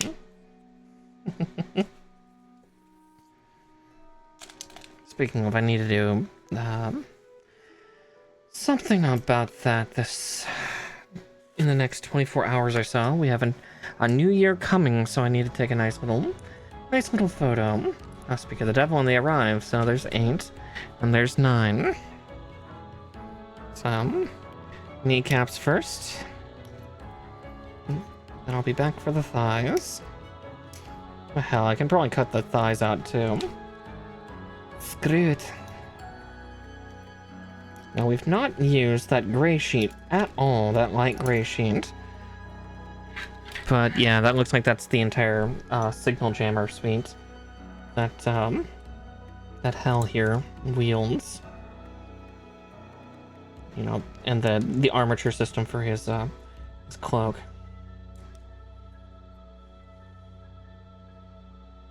That's always another thing to remember with Deathscythe Hell, which was, like, I'm pretty sure the classic Deathscythe had it too, and still is just such a terrifying extra little bit of tech that both Deathscythes had. The electromagnetic fog emitters.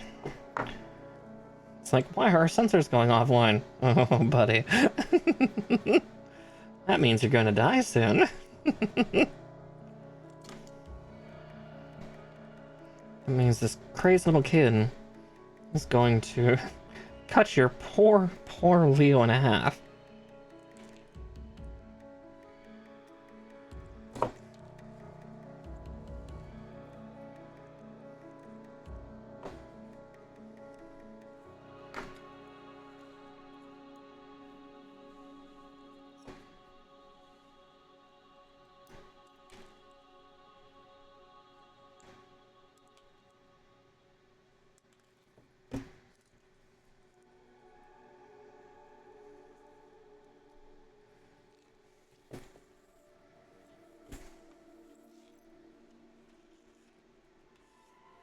Okay.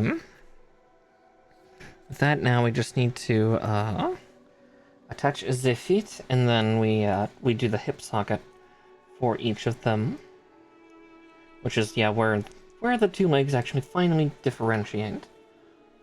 And even then, it's just, you know, twisting one way, twisting one the other. For the most part. Yeah, little stockier legs than Nobel. Surprise, surprise. Oop. Okay, polycap 6. And then 32 and 2.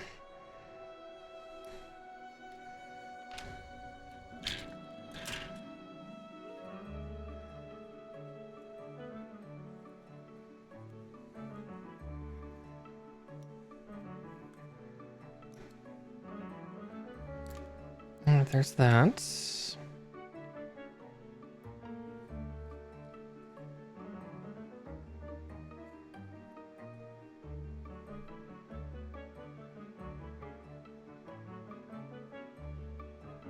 Oh, sorry. 32 and 1. It's like, I don't see 2. Oh god. Where was I getting that 2 from? Oh, direction 2. I promise I can read. I really can. It's just some days it's hard. Oh, I'm a pretty little bimbo.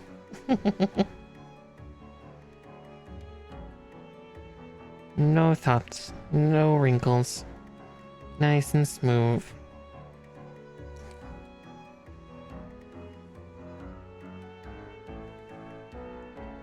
Ugh.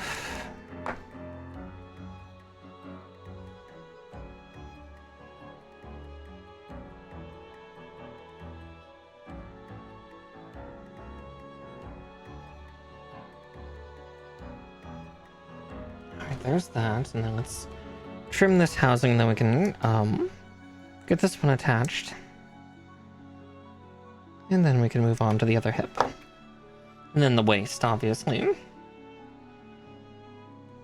I have kind of appreciated these slightly more isometric hip sockets, because that means that the connection point's actually a little further forward.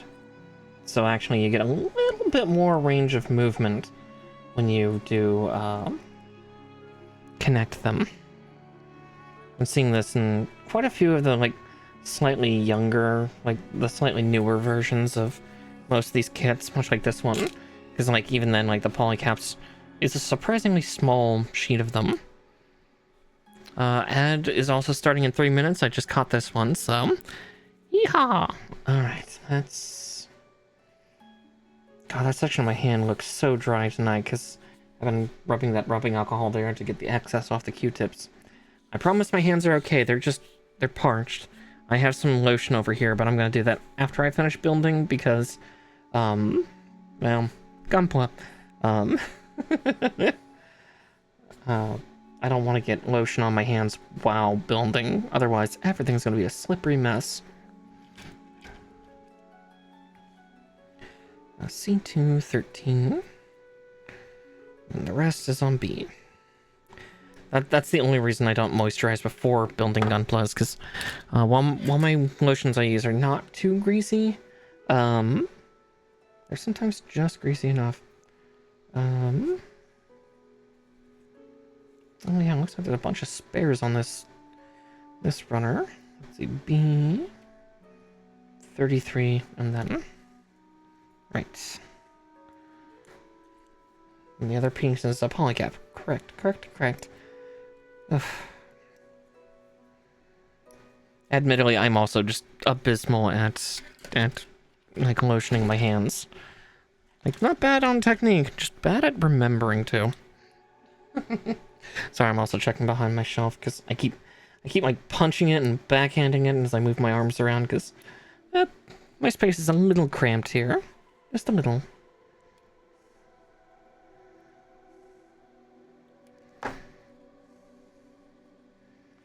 Because, yeah.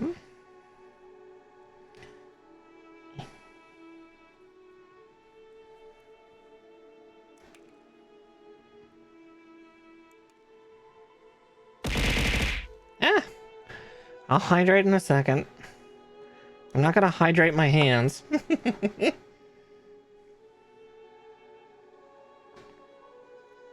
That's for after stream, if I remember.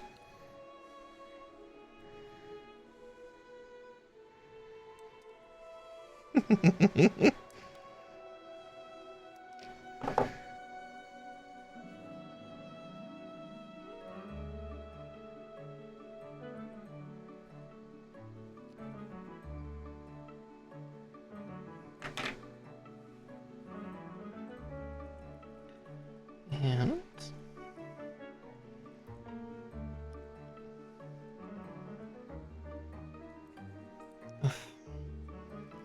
there we go.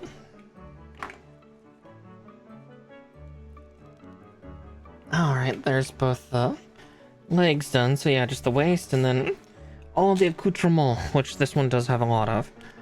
Actually, while we're at it, I'm also going to clean that raised portion because I can. Bring out the rubbing alcohol. Make that look worse. I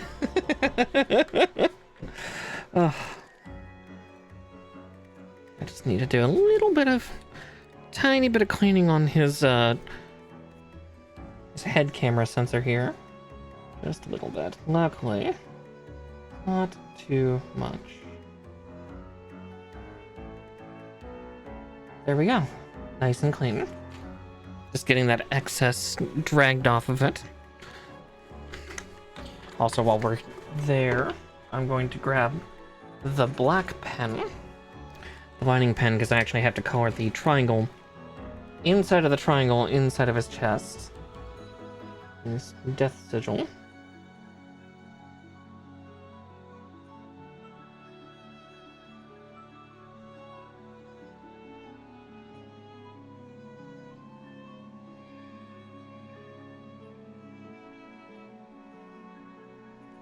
Kind of like that.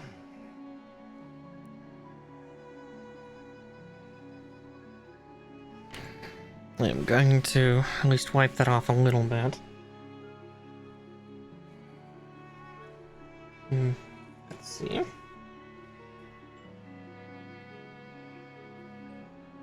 Hopefully I didn't just ruin that paint pen.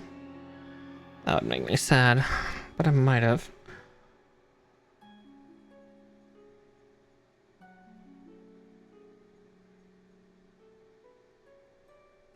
No, there we go. It's back. I just need to get some of the red that tried to stick to it off.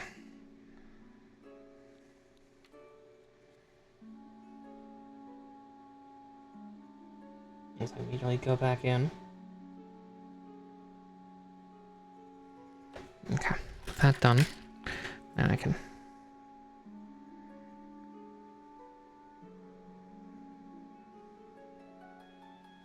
Okay, there we go. Declogged it.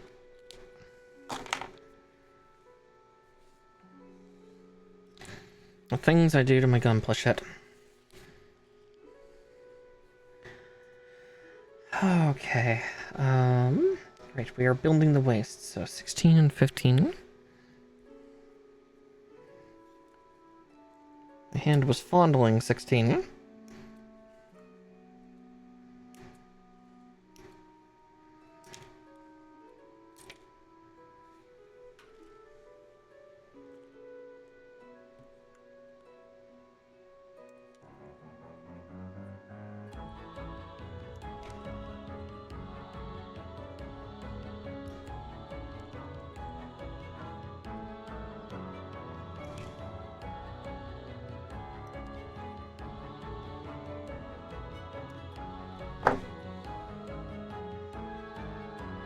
Okay. Let's see, so like this.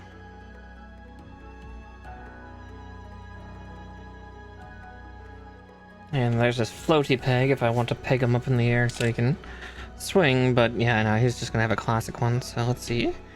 31, then 14. Here's 31. Already coming loose from its stays. And then 14.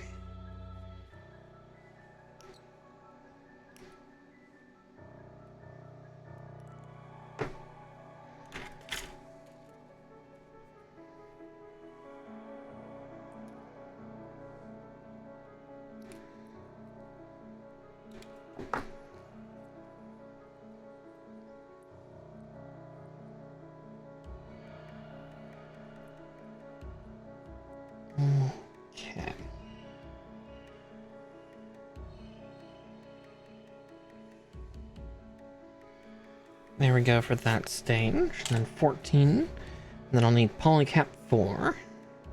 The other ball socket. Well, the other ball for the socket.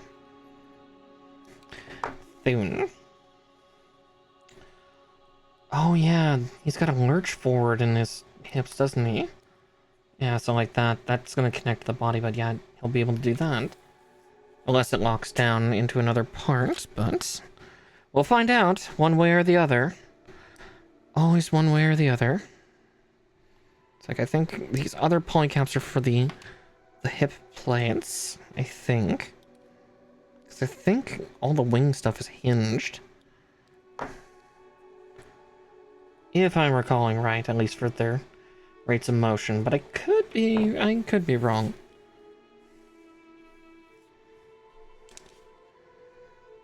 Okay. Regardless, we have to clear the station, turn the page.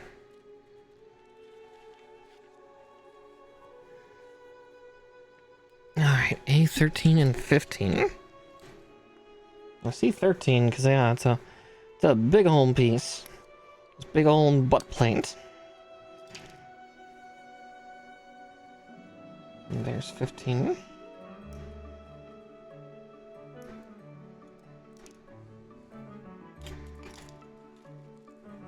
Alright.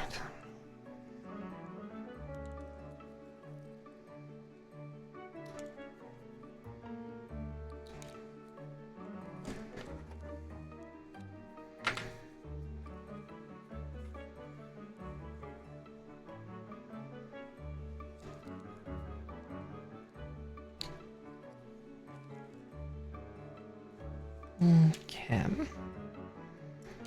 Yeah, then the scythe holder here. Not that he's going to be having a scythe behind him. Because, yeah, that was the one other neat thing about this guy was he could put his scythe behind him.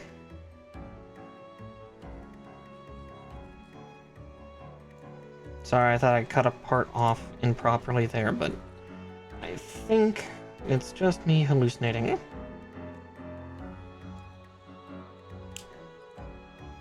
I am unsure, but yeah, it's solidly in. And yeah, now that does raise up like that. That's kind of neat. That'll allow for a really great way to, like, hinge him, like, sway himself forward for a much more menacing pose if I really wanted to. I do appreciate that. A10. Oh, and we're finally using some of Delta. So, A10, and then D15 and 16. Kale.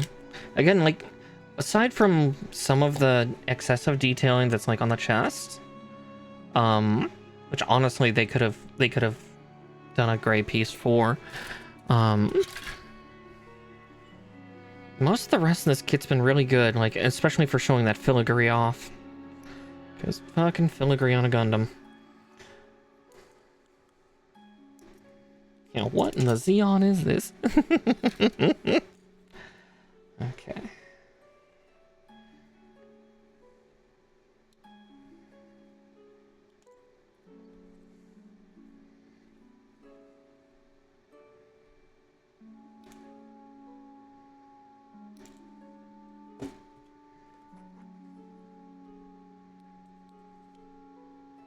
Okay, it's saying I can choose to separate, which is...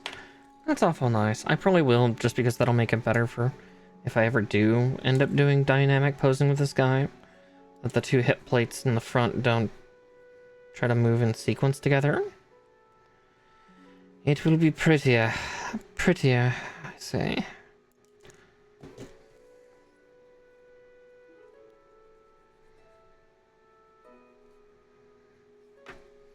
But I don't know if I'm actually going to ever pose him that extremely. Again, that's because a lot of the other Deathscythes, I just have them kind of in your standard, like, pseudo power pose of just kind of like, I am here. Yeah,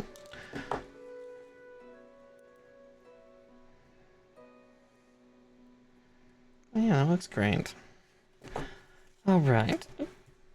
Dog ear in the corner of the booklet. Not that I've not like written or drawn on this one. Alright, so A14 and 16.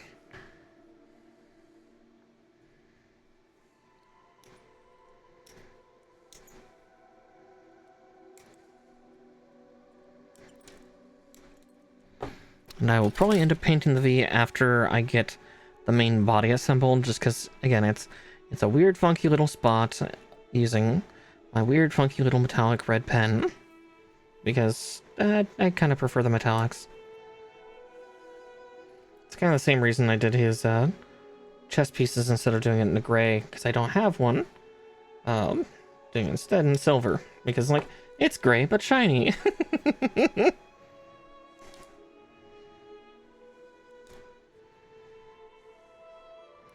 And let's face it, yes, Puka does like shiny.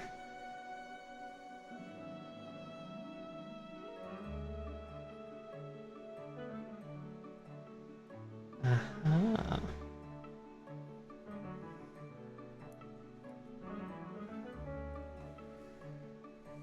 Okay.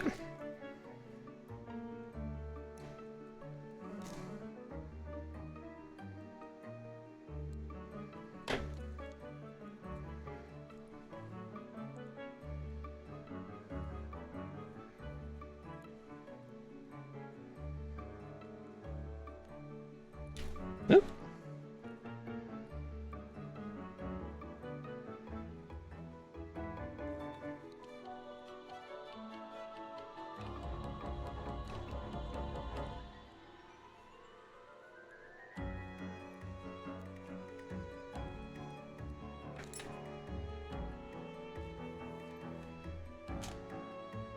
Okay.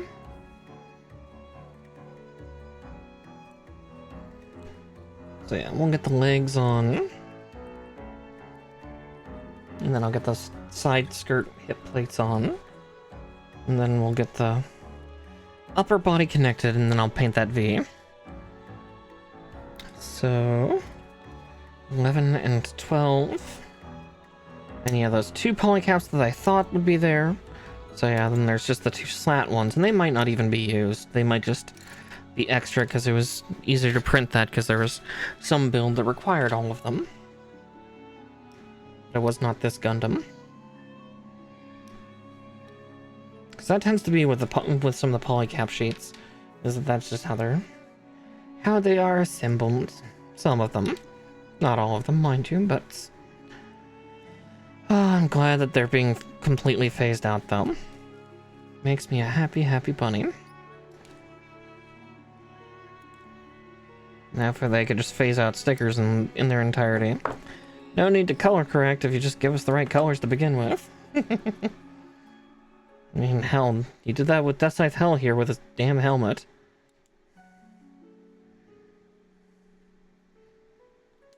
Like, I appreciate it, yet at the same time, it's like, god damn, that's a lot of work. But it looks great once completed, which is wonderful. That's kind of what's most important is, how does it look end product? And then how much of a bitch was it to do? Let's see. And there's that one.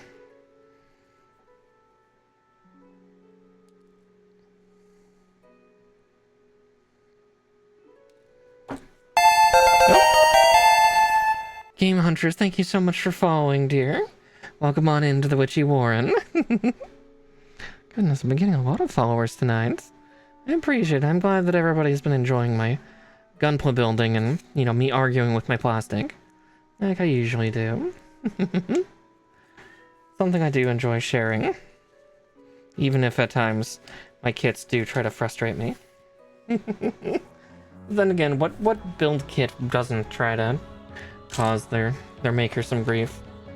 Yes, here, let's spread his arms out a little bit. Get him into that nice old A pose. And come on.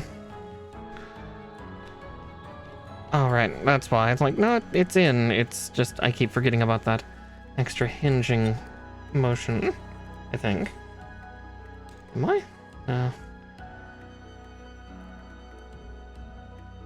Yeah, I think it's in. I think he's together. Okay, well, there's at least the main body done. Yeah, it's gonna be interesting to deal with in the future. But the extra weight to his back will probably help once he has that. But before we do that, oh red pen, for where art thou?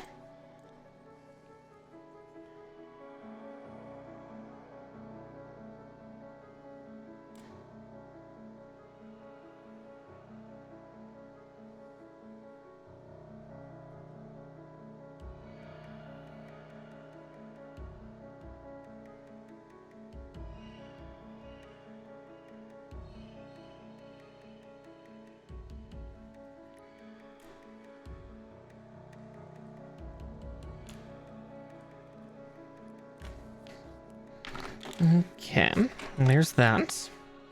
This little V's all rated up. It's not perfect, but that's okay. Right now we're building the jammer. The fog emitters. So 15 and 14 off of C2. Ah, there they are.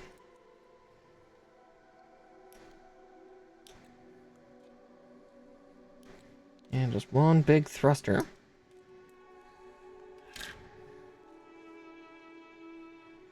It's thrust.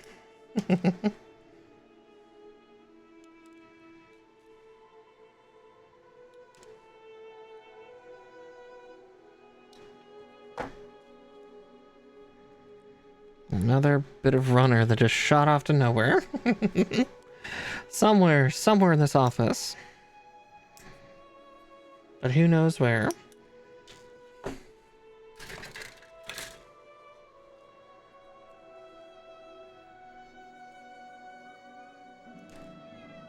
Hello. I love the fact that the moment I acknowledge him, I hear his tone change from loud, desperate cries to just little quiet ones of like, Mom. Yes, I hear you, child. He's so upset. He's so upset that I'm not paying attention to him. It's like, I am, buddy. I'm right here. I hear you loud and clear. Yes, you were so loud. I'm sure he's barely picking up on microphone. He's got a weird voice. Yeah, what? Oh yeah, now, especially now, he's being extra subtle with his meows. Like, I don't want to be on microphone, Mom. Well, then quit your bitching. Don't worry, I will give him lots of love later, I promise. Every night he cuddles me. And that is when I give him so much love. It's just right now, he's a male ginger cat. If you've ever had a male ginger cat, you know they are some of the neediest motherfuckers in the world. I love them, but goddamn. 9 and 13.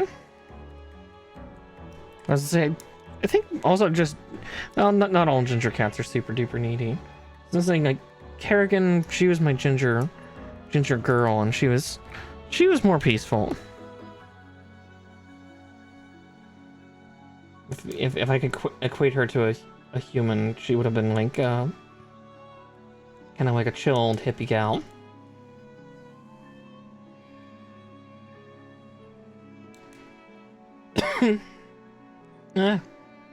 Choking on air. Okay. My body's telling me to drink.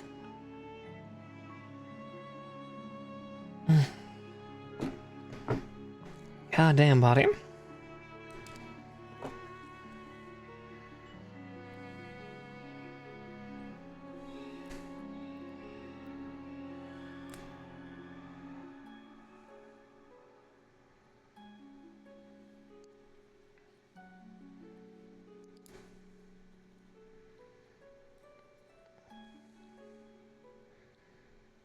Okay, there's Jammer 1. Now just need jammer 2.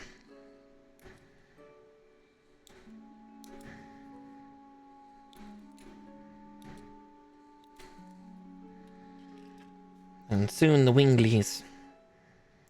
Our fancy, fancy extra bits.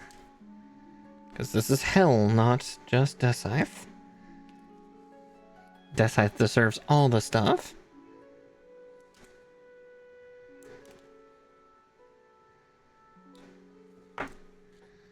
All the extras, all the bits, all the things.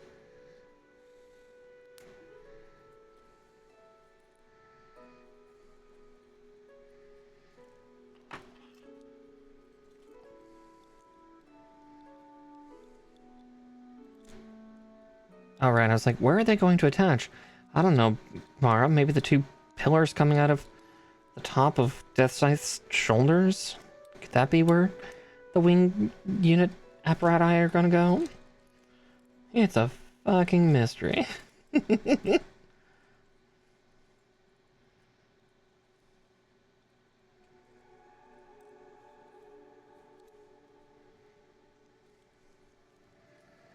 I did not get those in all the way.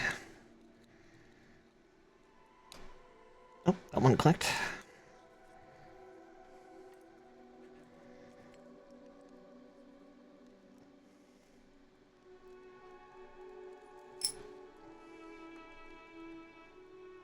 There we go. Okay. There's that.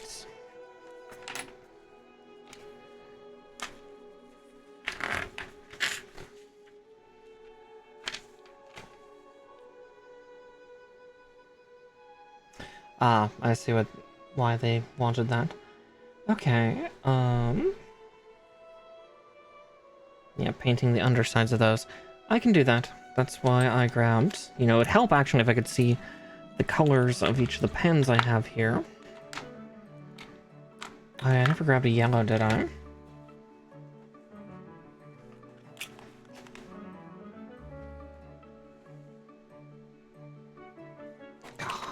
I am sorely tempted to do that. You know, I think I am. Maybe. I don't know. My yellow pen's weird.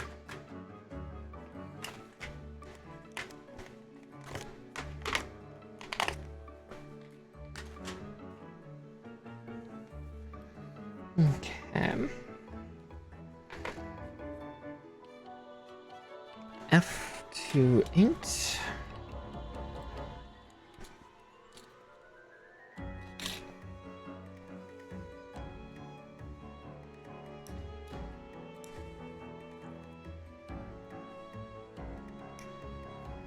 Yeah, and then there's this. There's like a huge amount of color correction that has to go on this part. But, again, I'm gonna paint that because I can. Meow. Yeah, I'm making fun of you, Plume. No, I love you dearly. It's just, you're talking a lot again. My neediest boy.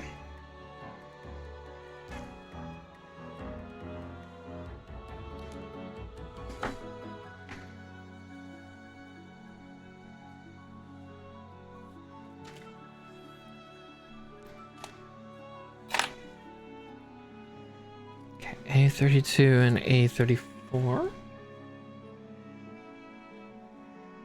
Little tiny bits. Okay, there's 32.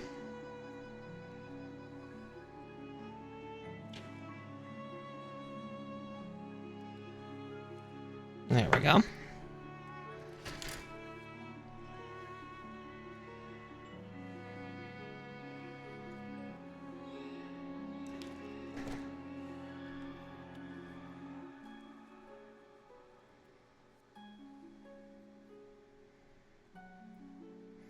You know, I sometimes wonder why I put on parts upside down. Maybe it's the fact that I flip my parts upside down to maximize for my left hand to do stuff. And it's like, gee, I wonder why I get confused sometimes.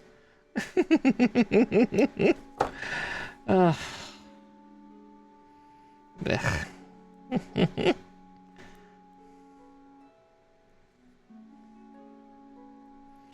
Alright, there's that.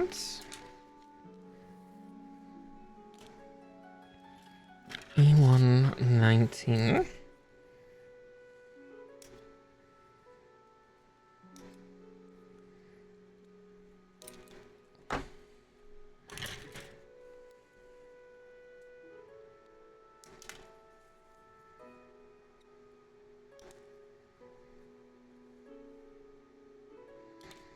So yeah, then these 3 panels in the back have to be colored in a dark gray. Which I should probably do before I put that other part on. Okay.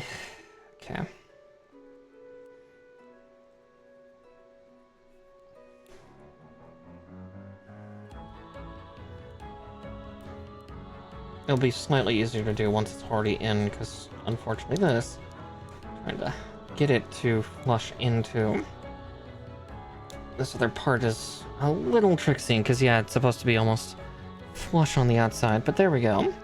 With that though, there's also a sleeping kitty behind me. I think it might be Fluff. Fluff's been really affectionate today. My little Siamese princess. Well, my gremlin princess. Her sister is the, like, full-blown princess, but...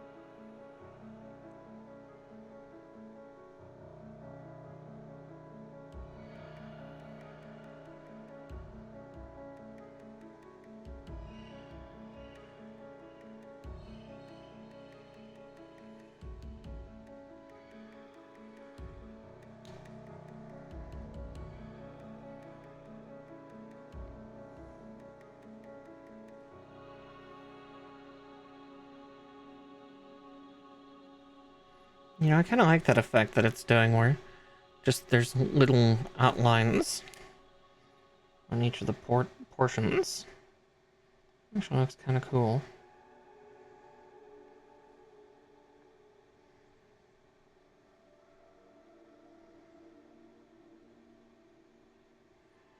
At least this has a good pour out.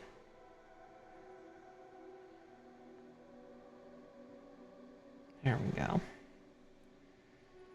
Very pretty. There we go. Oh, wow.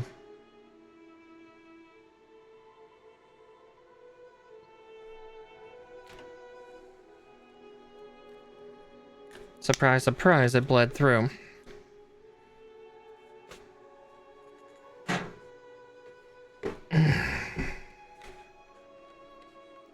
It's at least easy to clean off the wings, but...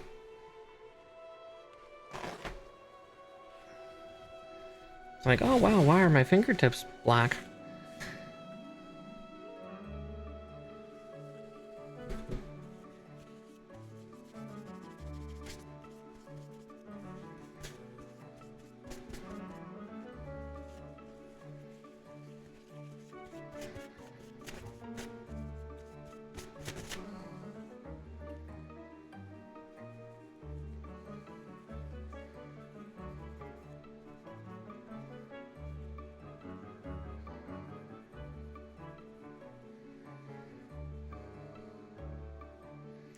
And then I will get a Q-tip and clean the rest of the paint off that side. Right after I douse my fingers again in rubbing alcohol. Like, it's really pretty fact. Oh. The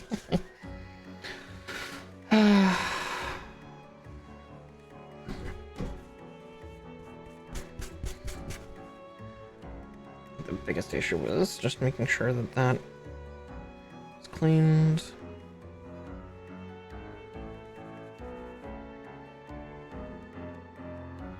Again, minor emergency, but nothing I can't fix. There we go. So I just need to be prepared to do that again when I paint the other one, because this paint is apparently a little runny. My fingertips are a little kind of permanently stained for a little bit. Like it'll stop in a little while. Okay, C1, 16, 17.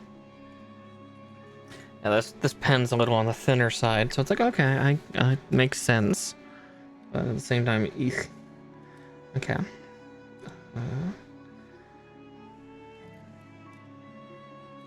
C1, not C2. Yeah, more of those smoke emitters.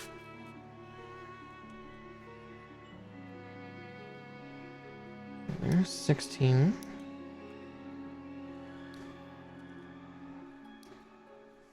Don't worry, I'm gonna get more of that paint on my fingers. Ugh. That is a guarantee.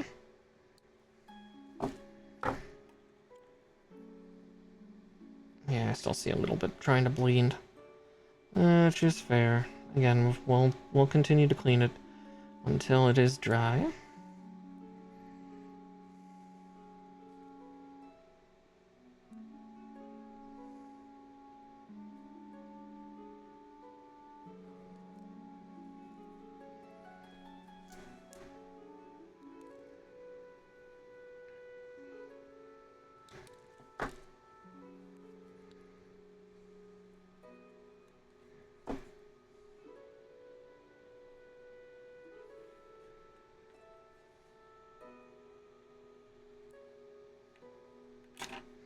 As I said, we will make those nice and pretty.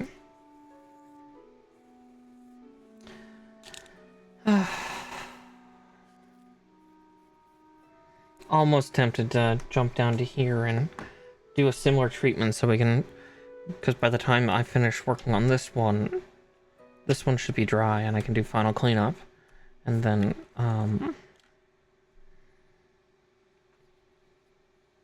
then I can clean this one. Yeah, okay.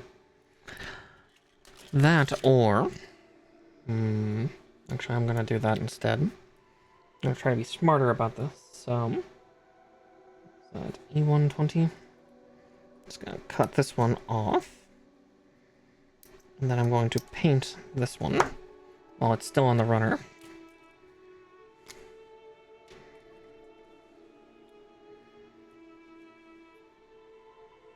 Because luckily those panels are raised.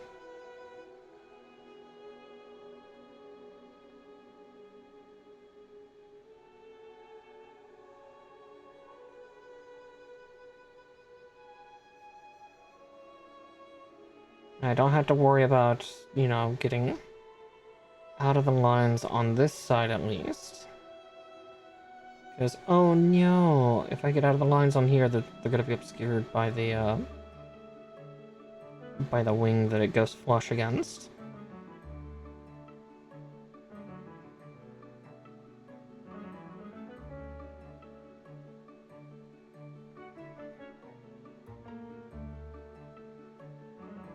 It can be a little messy.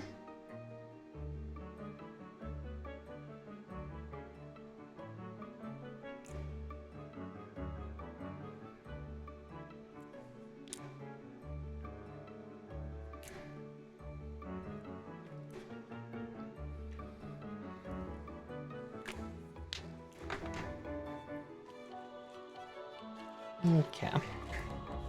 Q-tips and rubbing alcohol I'm just gonna have over on hand here. You know, give myself less space to work with, but...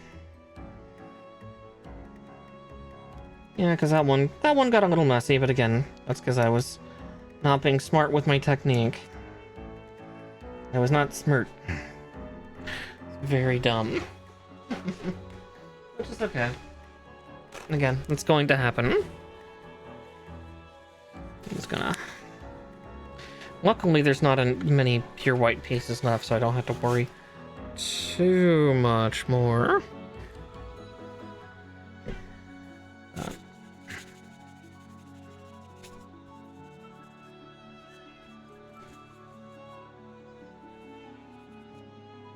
Oh wow, that actually pulled a lot of the last remaining bits off my fingers for the most part. Like, I still see a stain on my index, but that's fine. And it's like, wow, that little white halo effect on it's actually kind of cool and pretty. Mara. I'm a very, very pretty puka, but... Okay. And... let's see. C120 and F26. I grabbed F26 at least. Let's see, I also need F27.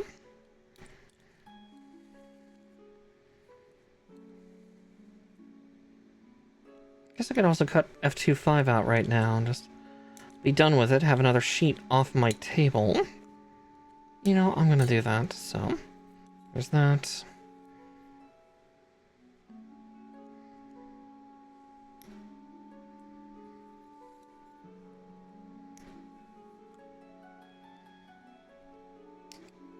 And... blink. And a runner down. The first of this kit. Down here, we're gonna get all the parts assembled and then make that side of the wings, and then we'll handle the other. I guess I kind of should have seen that for fluid dynamics, that it would want to seep to the other side. Oh well. You live, you learn. You get paint everywhere. Just double checking. It still looks pretty darn good. Just a little bit here and there.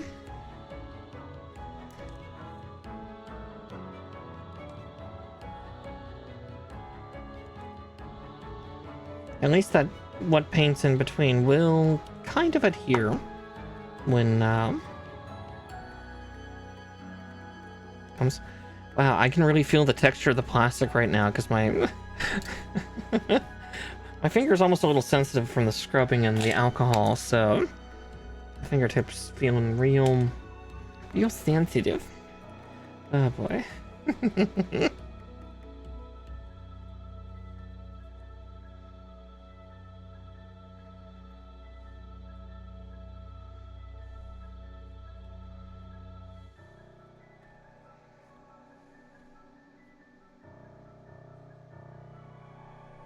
There we go. Alright, C120.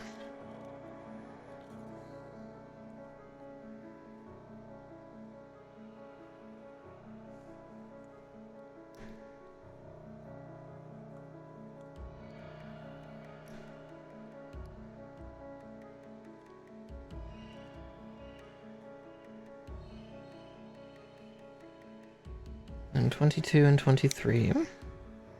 For the other side, because yeah, he's got 8 of those emitters. Let's see. 4 on each set of wings. Cause yeah, this mobile suit was just so over-designed in the best way. Well, for the most part. Again, I still question the filigree. But that's just me being silly.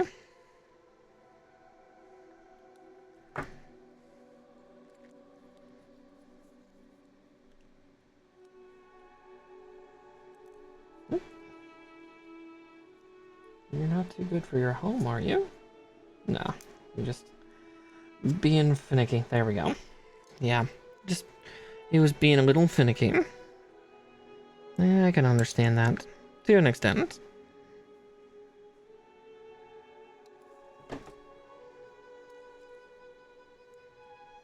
Depends on what you're finicky on.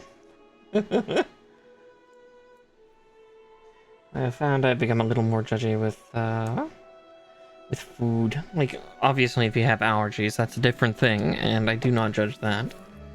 But I think that's also because I'm a walking garbage disposal when it comes to food, so my ability to understand picky eating is a little harder, but it's something that I still adhere to. Like, if somebody says, oh, I don't like this, or this, I'm not gonna put it in their food.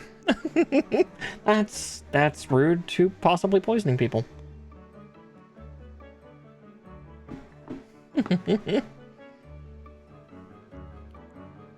Yeah, let's see. Let's get C119, the final piece. Yeah, I mean, case in point, like, one of my Christmas dishes I made for me, which I actually really liked, was I made myself Brussels sprouts. Roast Brussels sprouts with bacon, Dijon, and maple. And it turned out really well. I really liked it. But again, I'm more than aware of people not liking it, so I'd probably never make anybody else try to eat it, because, yeah. The blend was nice for me. I really liked the kind of mix of flavors. Okay.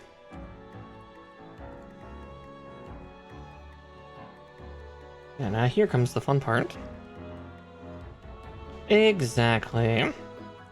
If anyone dislikes them, they've just had them done badly. Because, yeah, don't get me wrong, Brussels sprouts are a fairly bitter plant. Fairly bitter thing. It's the same reason why, like, if you don't like, say, like, rocket or kale or something, it's like, yeah, I can understand. Kale, it's more for the texture. Kale is very fibrous. No matter how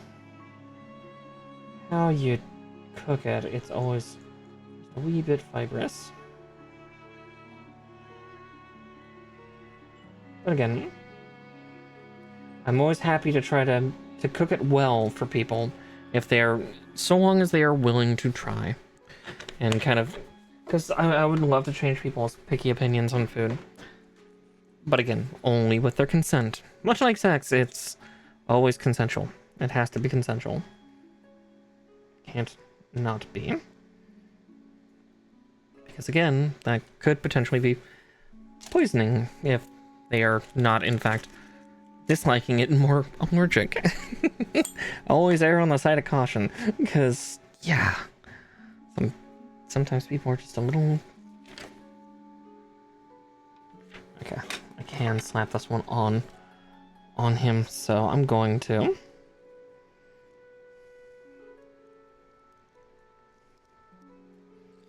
Okie dokie.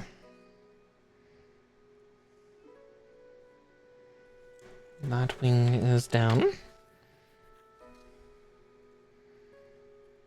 And let's get these two parts cut out real quick, because I will use them for next stage. Yeah. I also love cooking things that just also challenge people's palates. Like, don't get me wrong, when I was younger, did I make some weird stoner sounding shit? Yeah. Yeah, I did. Alright, another runner down. Just because, like, I want to test things, and I'm gonna look like a loony bin doing this, but I'm gonna try. And I still kind of do a little bit of that of just like, oh, this could apply in this food, despite the fact that no one may think to do that. Okay. Okay, yeah, it looks like this one's already dried up. Again, I don't have to worry about any of that color seeping to the other side because I've already painted it. So, yeah, that was the smarter move. I feel a little... Oh! There's just a little bit on the blade. Yep, I see it. Okay. Let's do that, and I'll clean that side off. Okay, it was not perfectly dry yet. Hopefully this doesn't cause my god hands to rust, but...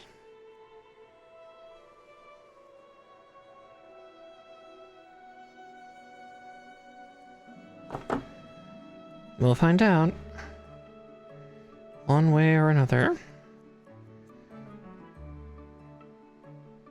Okay, yeah, it's mostly dry. There's just like a couple little spots, because I just touched my finger on one of those wet spots. I don't even know where that wet spot is.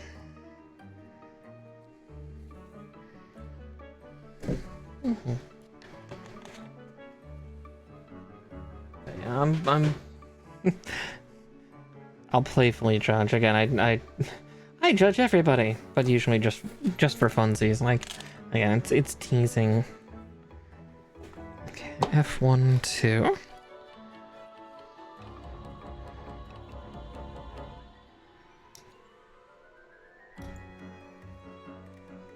I've also had, like, when I was younger, I had a very picky partner.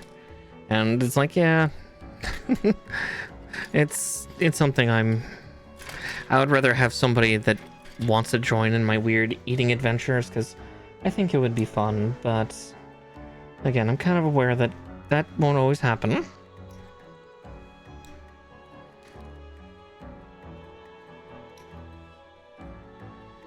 God, we are getting closer and closer to more sheets going away. Yeah, such is life. Such is life.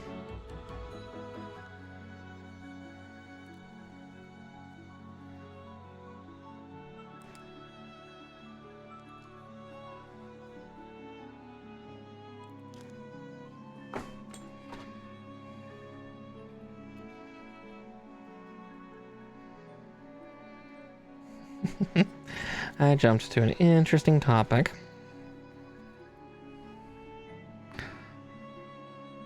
Yeah.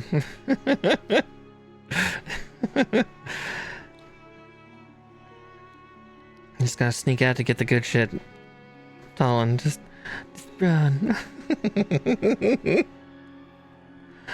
I will always judge that boy from a port province not liking fish. Like, I can understand if, like, family brought home cheap cuts, or, like, one of them was a fisher, like, fisher folk. Yeah. I know that pain. Yeah. I'm still friends with that ex. She and I are still good folk. And this was, like, I dated her years ago, but yeah. She was very picky. Which was strange, because she smoked a lot of weed. That was the weirdest mix of, like, that and, like, black pepper was spicy, and it's like, what? No. Wow, that is just everywhere. Just, like, coated my fingertips in that black paint. Oh, how long does that take to dry?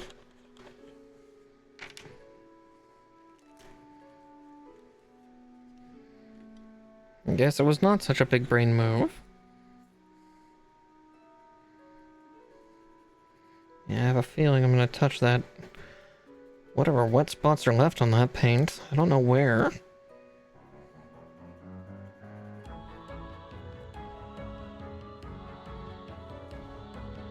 I'm just gonna leave this nearby, because apparently I need it. Okay, let's just try to do it this way then.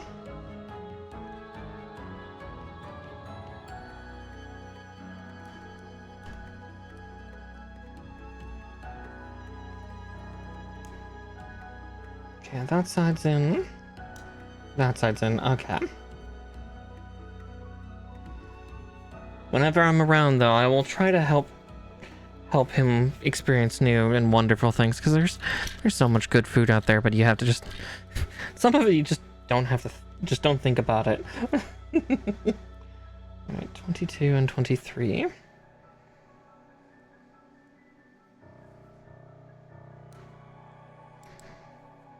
Like, again, one of my favorite dressings of all time is, you know, that showy one that you do at the table. The wonderful Caesar dressing.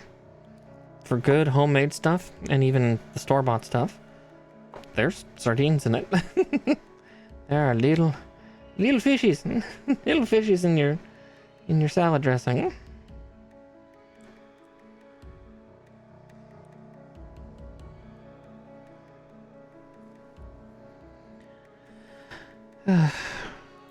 Or the fun, disgusting ways to describe food.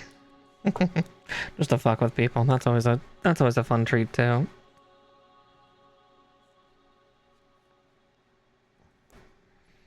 Okay. Now with that, Attached now. I don't need that anymore. Go away, Q-tips. Go away, alcohol. I don't need you.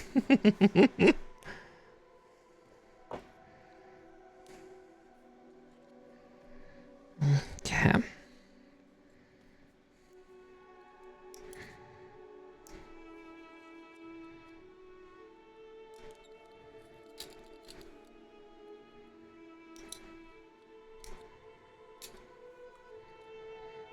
And since I need this other one for the winglet anyway, we'll trim it out now. Oh, came loose. Brussels are good. Yeah, they were delicious. Another runner down.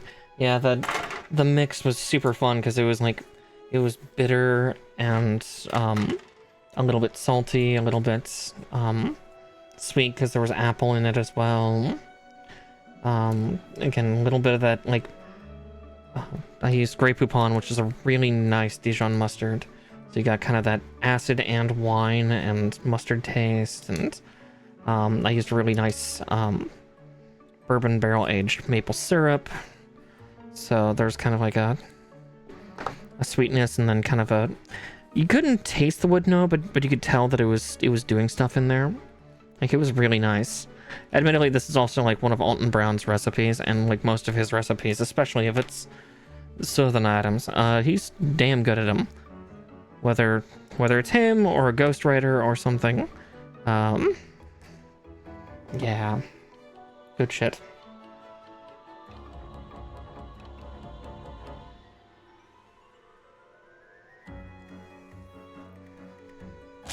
Alright, so from here, I need 20, 16, 17. I guess 19 as well.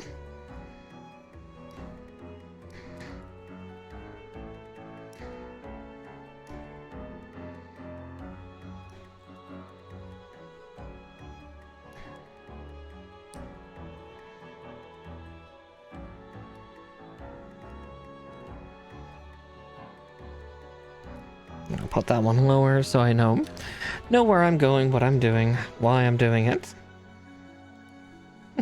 Yeah,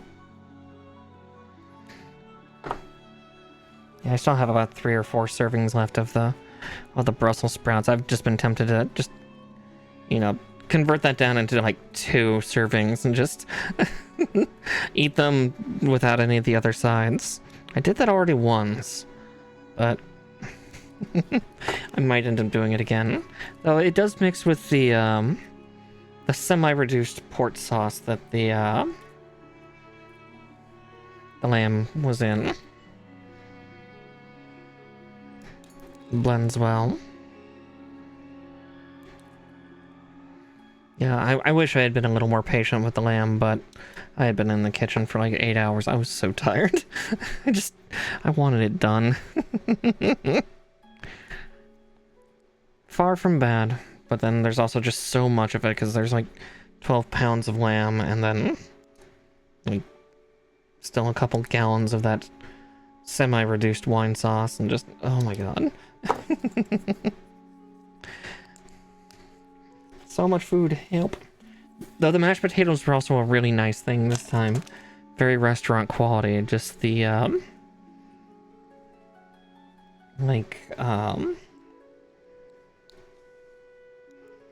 basically I mounted butter into them, so doing that you slowly add them while it's in a hot state so you can emulsify the butter in them. Oh man, yeah, they turned out super well, like super fluffy, like 3 sticks of butter in all the potatoes. Just so good.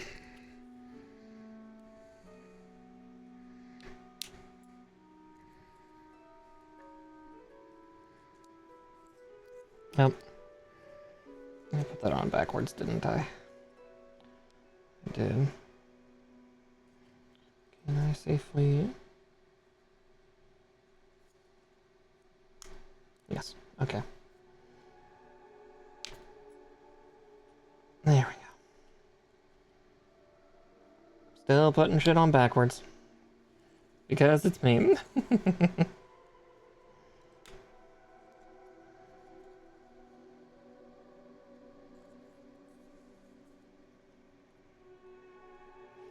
Yeah, I should have added a little more salt to the potatoes, but at the same time, I can still season afterwards.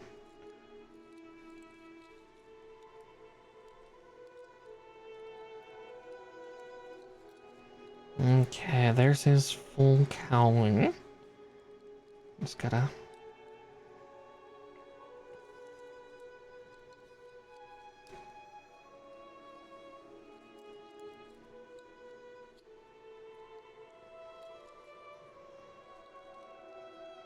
There we go. Alright, yeah, there's his full cloak. Though for display, he's going to definitely be having that wide open. And yes, I can probably pose it to be a little more even, because it's actually supposed to kind of latch against each other in the anime. But again, when he's in full death stealth mode, or when he's in full kill mode, that cloak is not down. In fact, it's very open and present, which looks like actually I can just do right now. Takes up a lot of space. He's a big Gundam. Oop.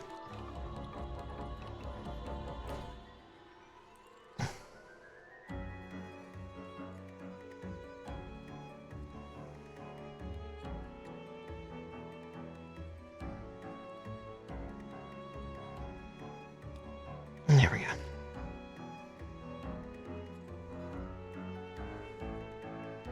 Let's face it. When we think of Deathscythe, we think of full kill mode. Or at least for Deathscythe Helm.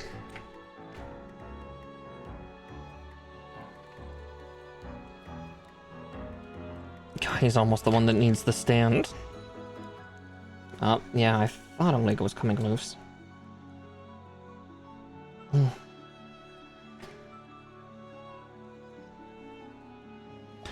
We still gotta make his scythe.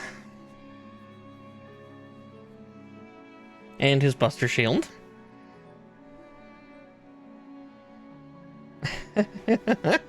Yeah, a couple of them do self-destruct. I think they even self-destruct a few in Glory to the Losers too.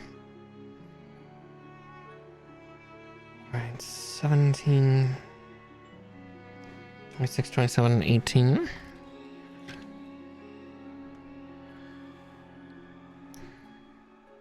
Big staff time.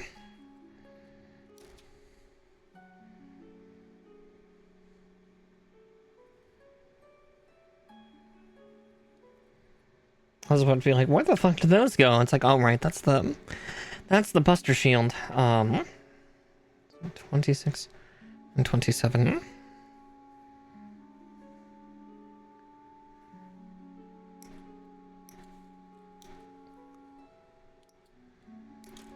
But yes, this is at least not the custom.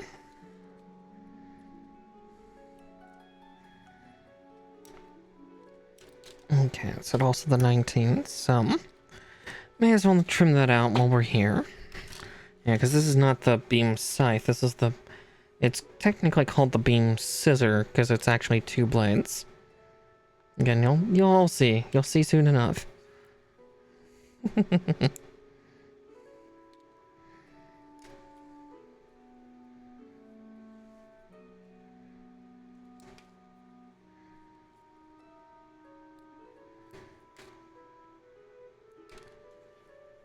Okay.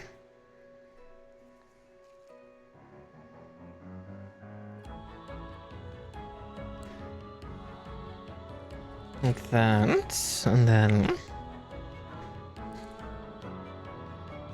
Or the beam hoe for gardening, yeah.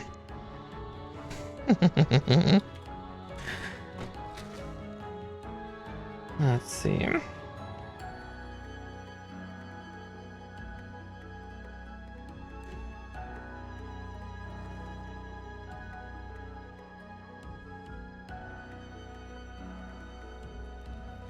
Alright, then...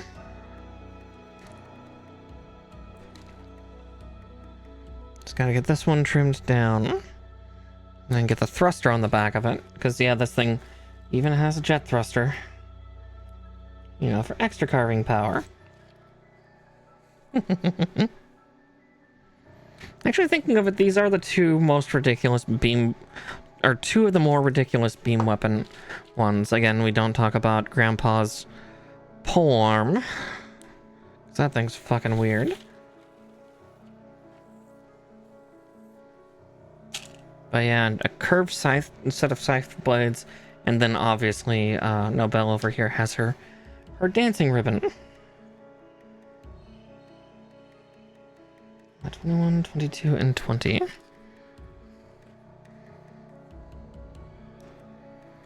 Okay, there's 20.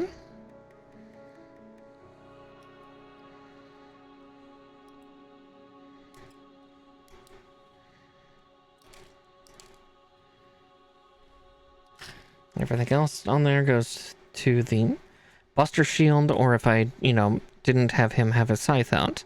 Because, yeah, technically the pole is supposed to be able to collapse. Which... yeah. Gundarium is terrifying then.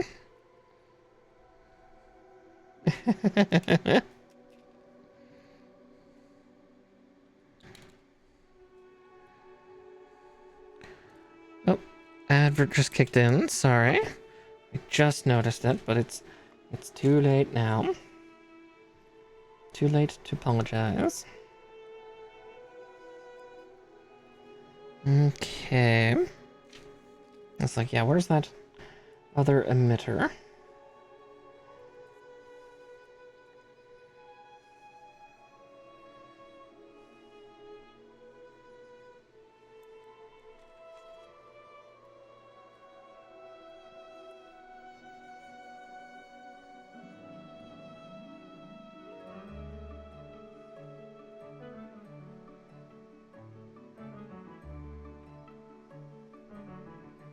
Okay.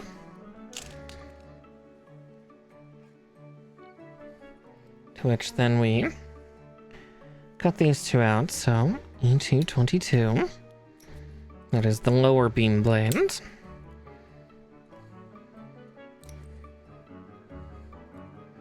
I'll trim them out one at a time, just so I don't accidentally confuse them. Luckily, they're like two different sizes, but I also distrust me. Trust nobody, not even yourself. Oh well, yeah, we are... yeah, I was about right. Between 10 and 10:30. Because that shield's gonna maybe take me 10 minutes. Like, there's some moving parts in it, but... okay, there's that. Actually, I can put that there since the F pieces are gone. And then his beam sabers are in this beautiful sickly green.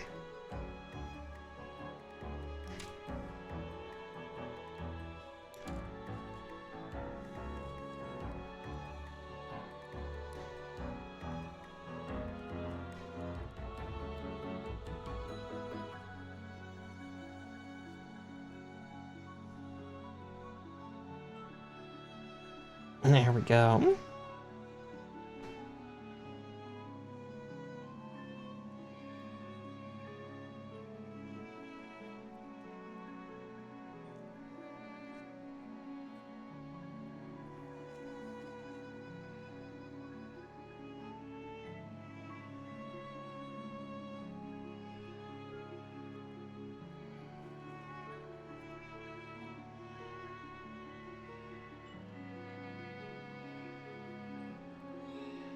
Okay.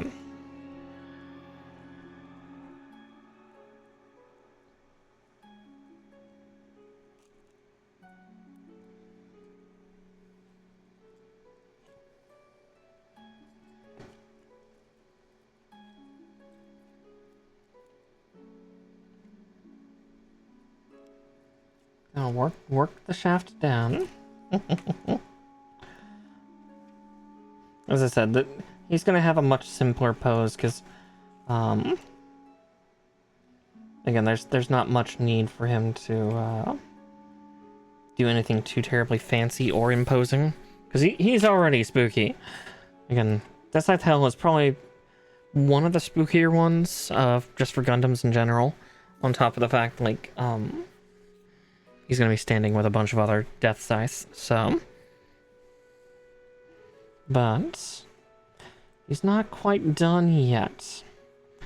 Soon, though, in a second, I need to do his Buster Shield.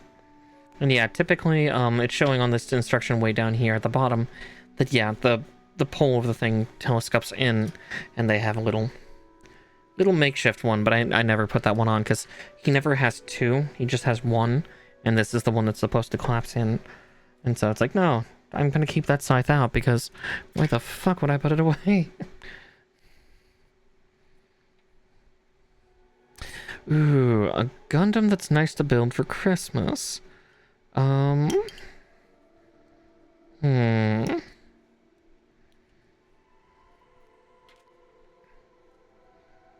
Amazing Red Warrior. Oh, you mean Amazing Barbatos Lupus? That was a fun one. I actually did build that one very recently. That one was super neat. I enjoyed it a lot.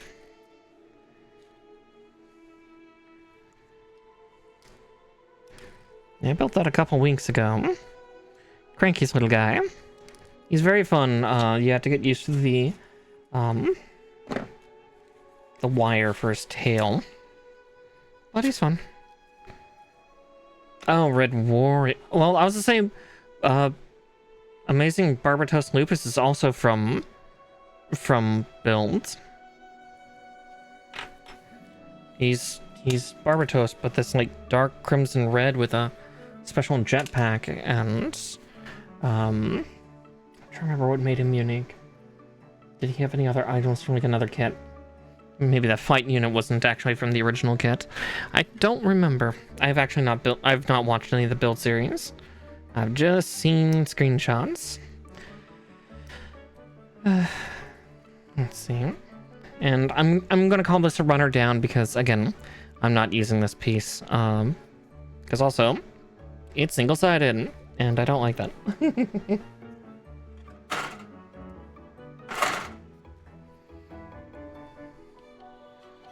Amazing Red Warrior, though. I'll have to look up to see if what that is. It might even be by the same like kid in the show, and that Barbatos Lupus, that the Amazing Barbatos Lupus was just one of the ones like maybe he did for a movie or OVA. Let me file this part down real quick, and I'm actually gonna take a look.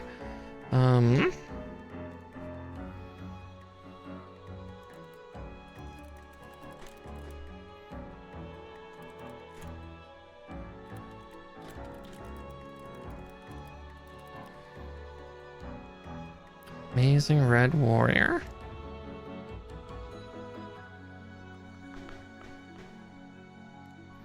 Maybe in Kawaguchi.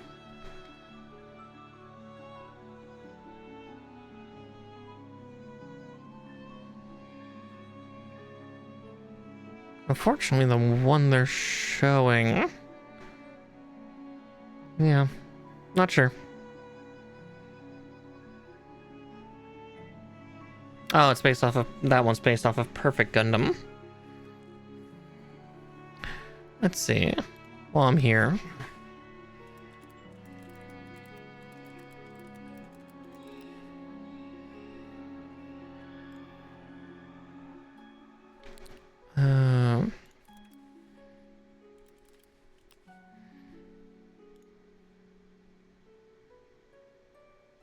Interesting.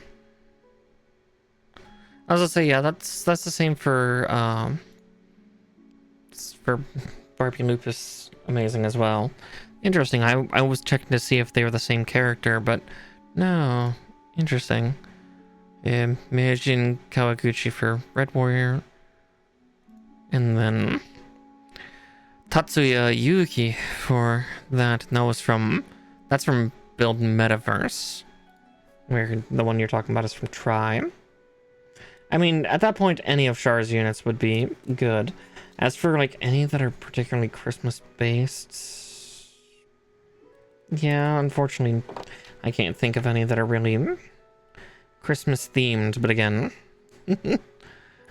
What are war crimes? It's like, yeah, war crimes are hard to make festive. Unless you're the Canadians in World War II. And that's why we have the Geneva Conventions.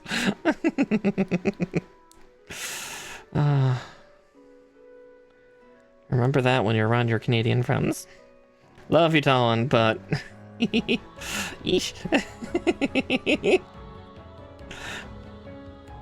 Okay, getting these little gear pieces to work together. Five Lights Heaven kind of looks like a Christmas bauble. Let's see. A36 and 30. All right, you're Canadian too, aren't you, Emmy?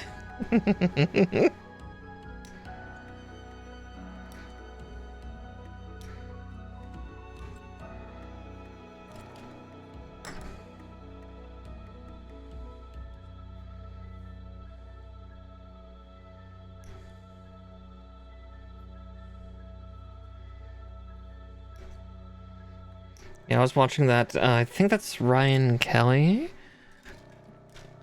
Was like talking about little shorts of like stuff. It's like, oh, Canadians, you're so nice.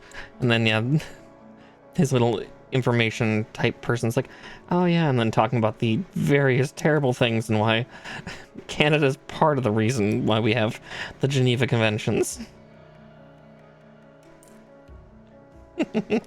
Parts. Like, you're not completely to blame. But oh boy, did Canada do some interesting stuff in World War I and II. Especially II. Alright. I'm going to do an extra dumb. I'm going to put the yellow paint on now.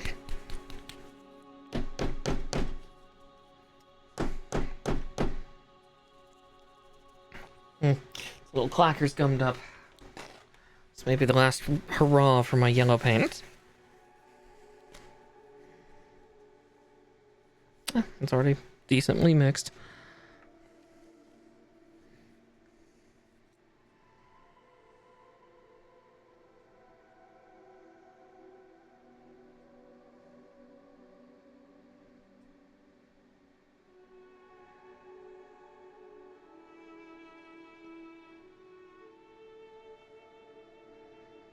Because since it's already red underneath, it's like, oh good, I don't need to do the red underneath, but gotta do this. Just that, yeah, my yellow pen is not the strongest for painting. I might still press it down to see if I can get any excess paint out, but I doubt I can. It looks like this one's actually on its last legs.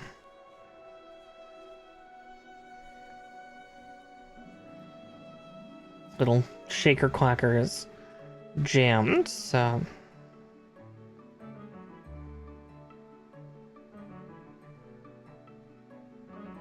There we go.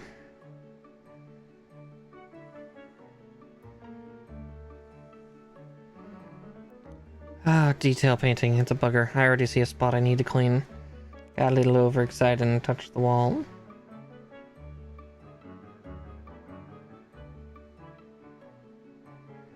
On the plus side, if I remember correctly, this one does also dry rather fast.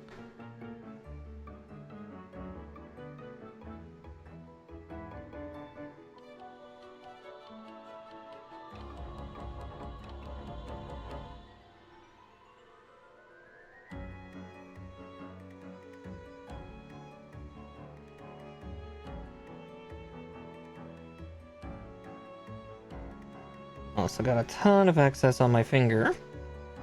That's okay. I don't mind that.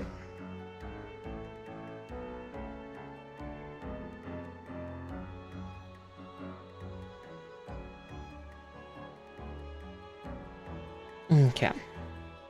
There we go. Let's put the cap on, and I'm going to clean myself of the paint that I found all over my ring finger. I'm just trying to paint myself with all the colors tonight. Alright, one moment. Cracking out the rubbing alcohol again.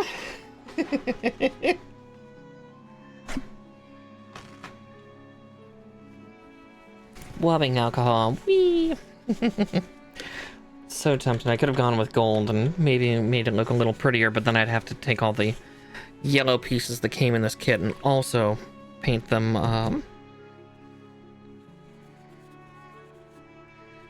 gold. You know, make them uniform.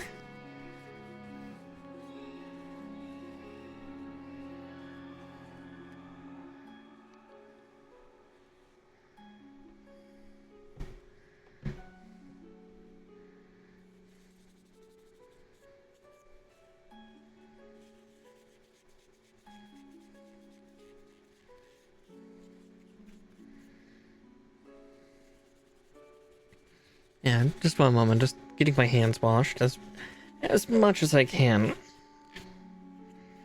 Yeah, all the...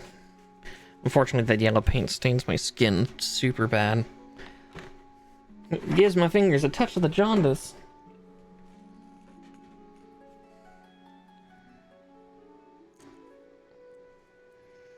Because for some reason, this fucking Gundam has filigree.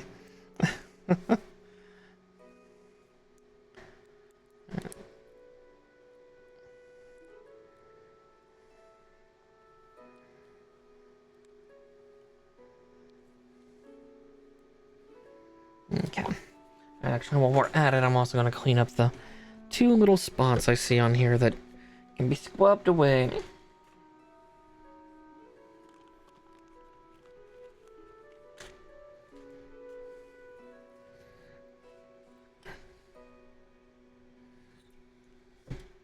Now it's almost the new year. Soon.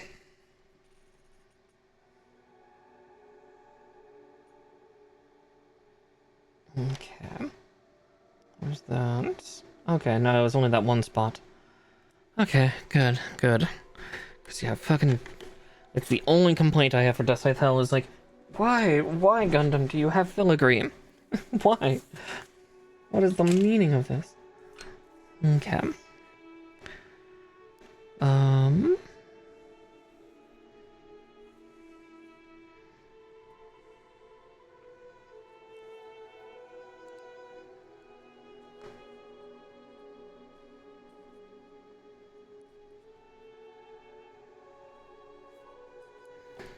Okay. All that remains is, yeah, the 2 little thrusters that are on here. So we'll get 2 runners burnt away nice and quick. So a runner down.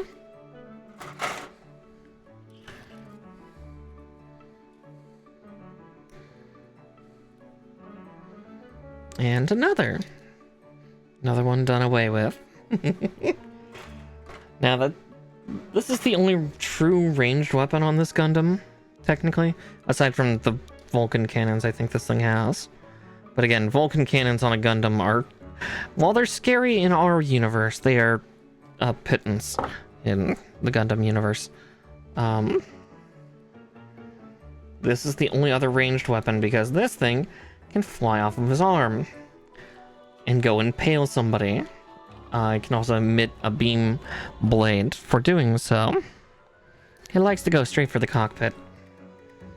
Doesn't destroy itself in the process either. You can fly back. It's not terrifying at all. Yeah, see, I'm a Gundam fan. I'm okay with war crimes. Kind of have to be a Gundam fan. Just be like, oh yeah, that's a terrible war crime. Anyway, no. Obviously, war crimes are terrible, but yeah, just watching them in Gundam, you get used to it. Another runner down. Let's say, I think the rest on here is just hand bits and parts that I don't even know what they go to. Like that, I think that's not like the original Deathscythe thing. That's an extra couple parts, extra hands. But I think he looks cool as is. For now. At worst, I can always make those other hands later.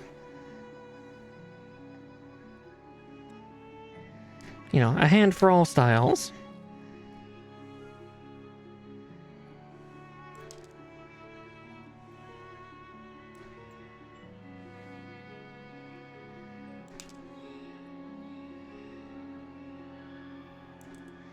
Yeah, the level of detail they have for the filigree on this too is interesting because they even have like riveting holes on all of it. Very classy looking. But also so strange. It's very pretty. Alright. That just means the final little cut for this big man. Give me those stickers. I said gimme. Nobody likes stickers. Not in this, at least not in a Gunpla build. Alright, there we go. And a final runner down. Because I'd rather attach the beam effect now than later.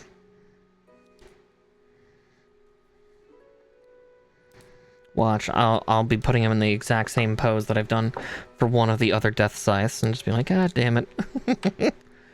Like standing with the scythe, yeah, that's all of them, but I swear if it's pointing like the Buster Shield at the camera, I'm gonna be mad, but I'll deal with it.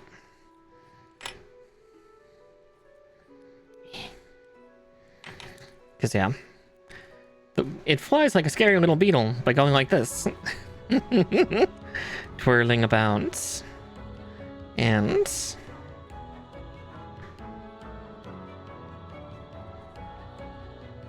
is that in? I guess that was in. And going like that. Whee!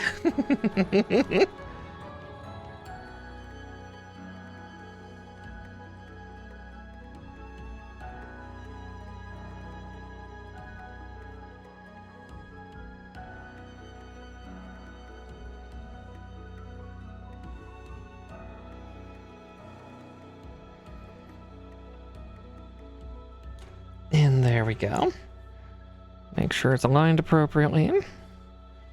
And there we go. We have the spookiest boy done. Ready to kill. Good old little Deathscythe. But I think that is all I have for tonight. Again, we've built 2 kits because let's see. For those of you that may have not been here earlier, this was one of the ones voted on. Somebody who's actively in chat right now evened the vote. But I chose to go for little anime girl Nabelle. Because, you know, cute little HG girl. Get her to go with the rest of the God Gundam, or Mobile Fighter G Gundam guys. Have her ready for that. And then Deathscythe was just my choice because, like, well, I'm gonna finish her in like 2 hours, so may as well go on to somebody else. Ugh. Cleaning. Alright.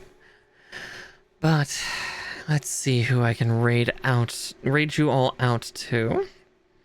Let's see. Awkward Violet's doing stuff. Possibly.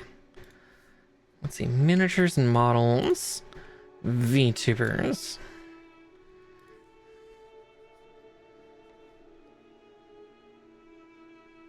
Yeah, I think I'll go with who I saw.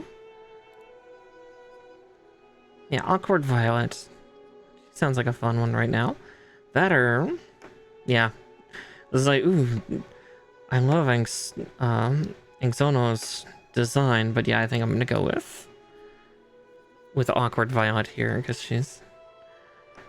Let's see, what one is she building? It's hard to tell in the light in the small picture. Oh no, she's building Lego. Let's see.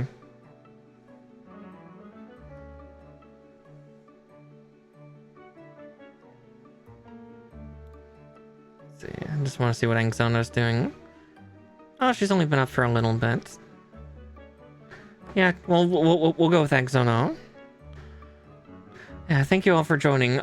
Tomorrow, Nature, Tull, and I are going to be doing an extra long New Year's satisfactory things, so feel free to join us as we do that.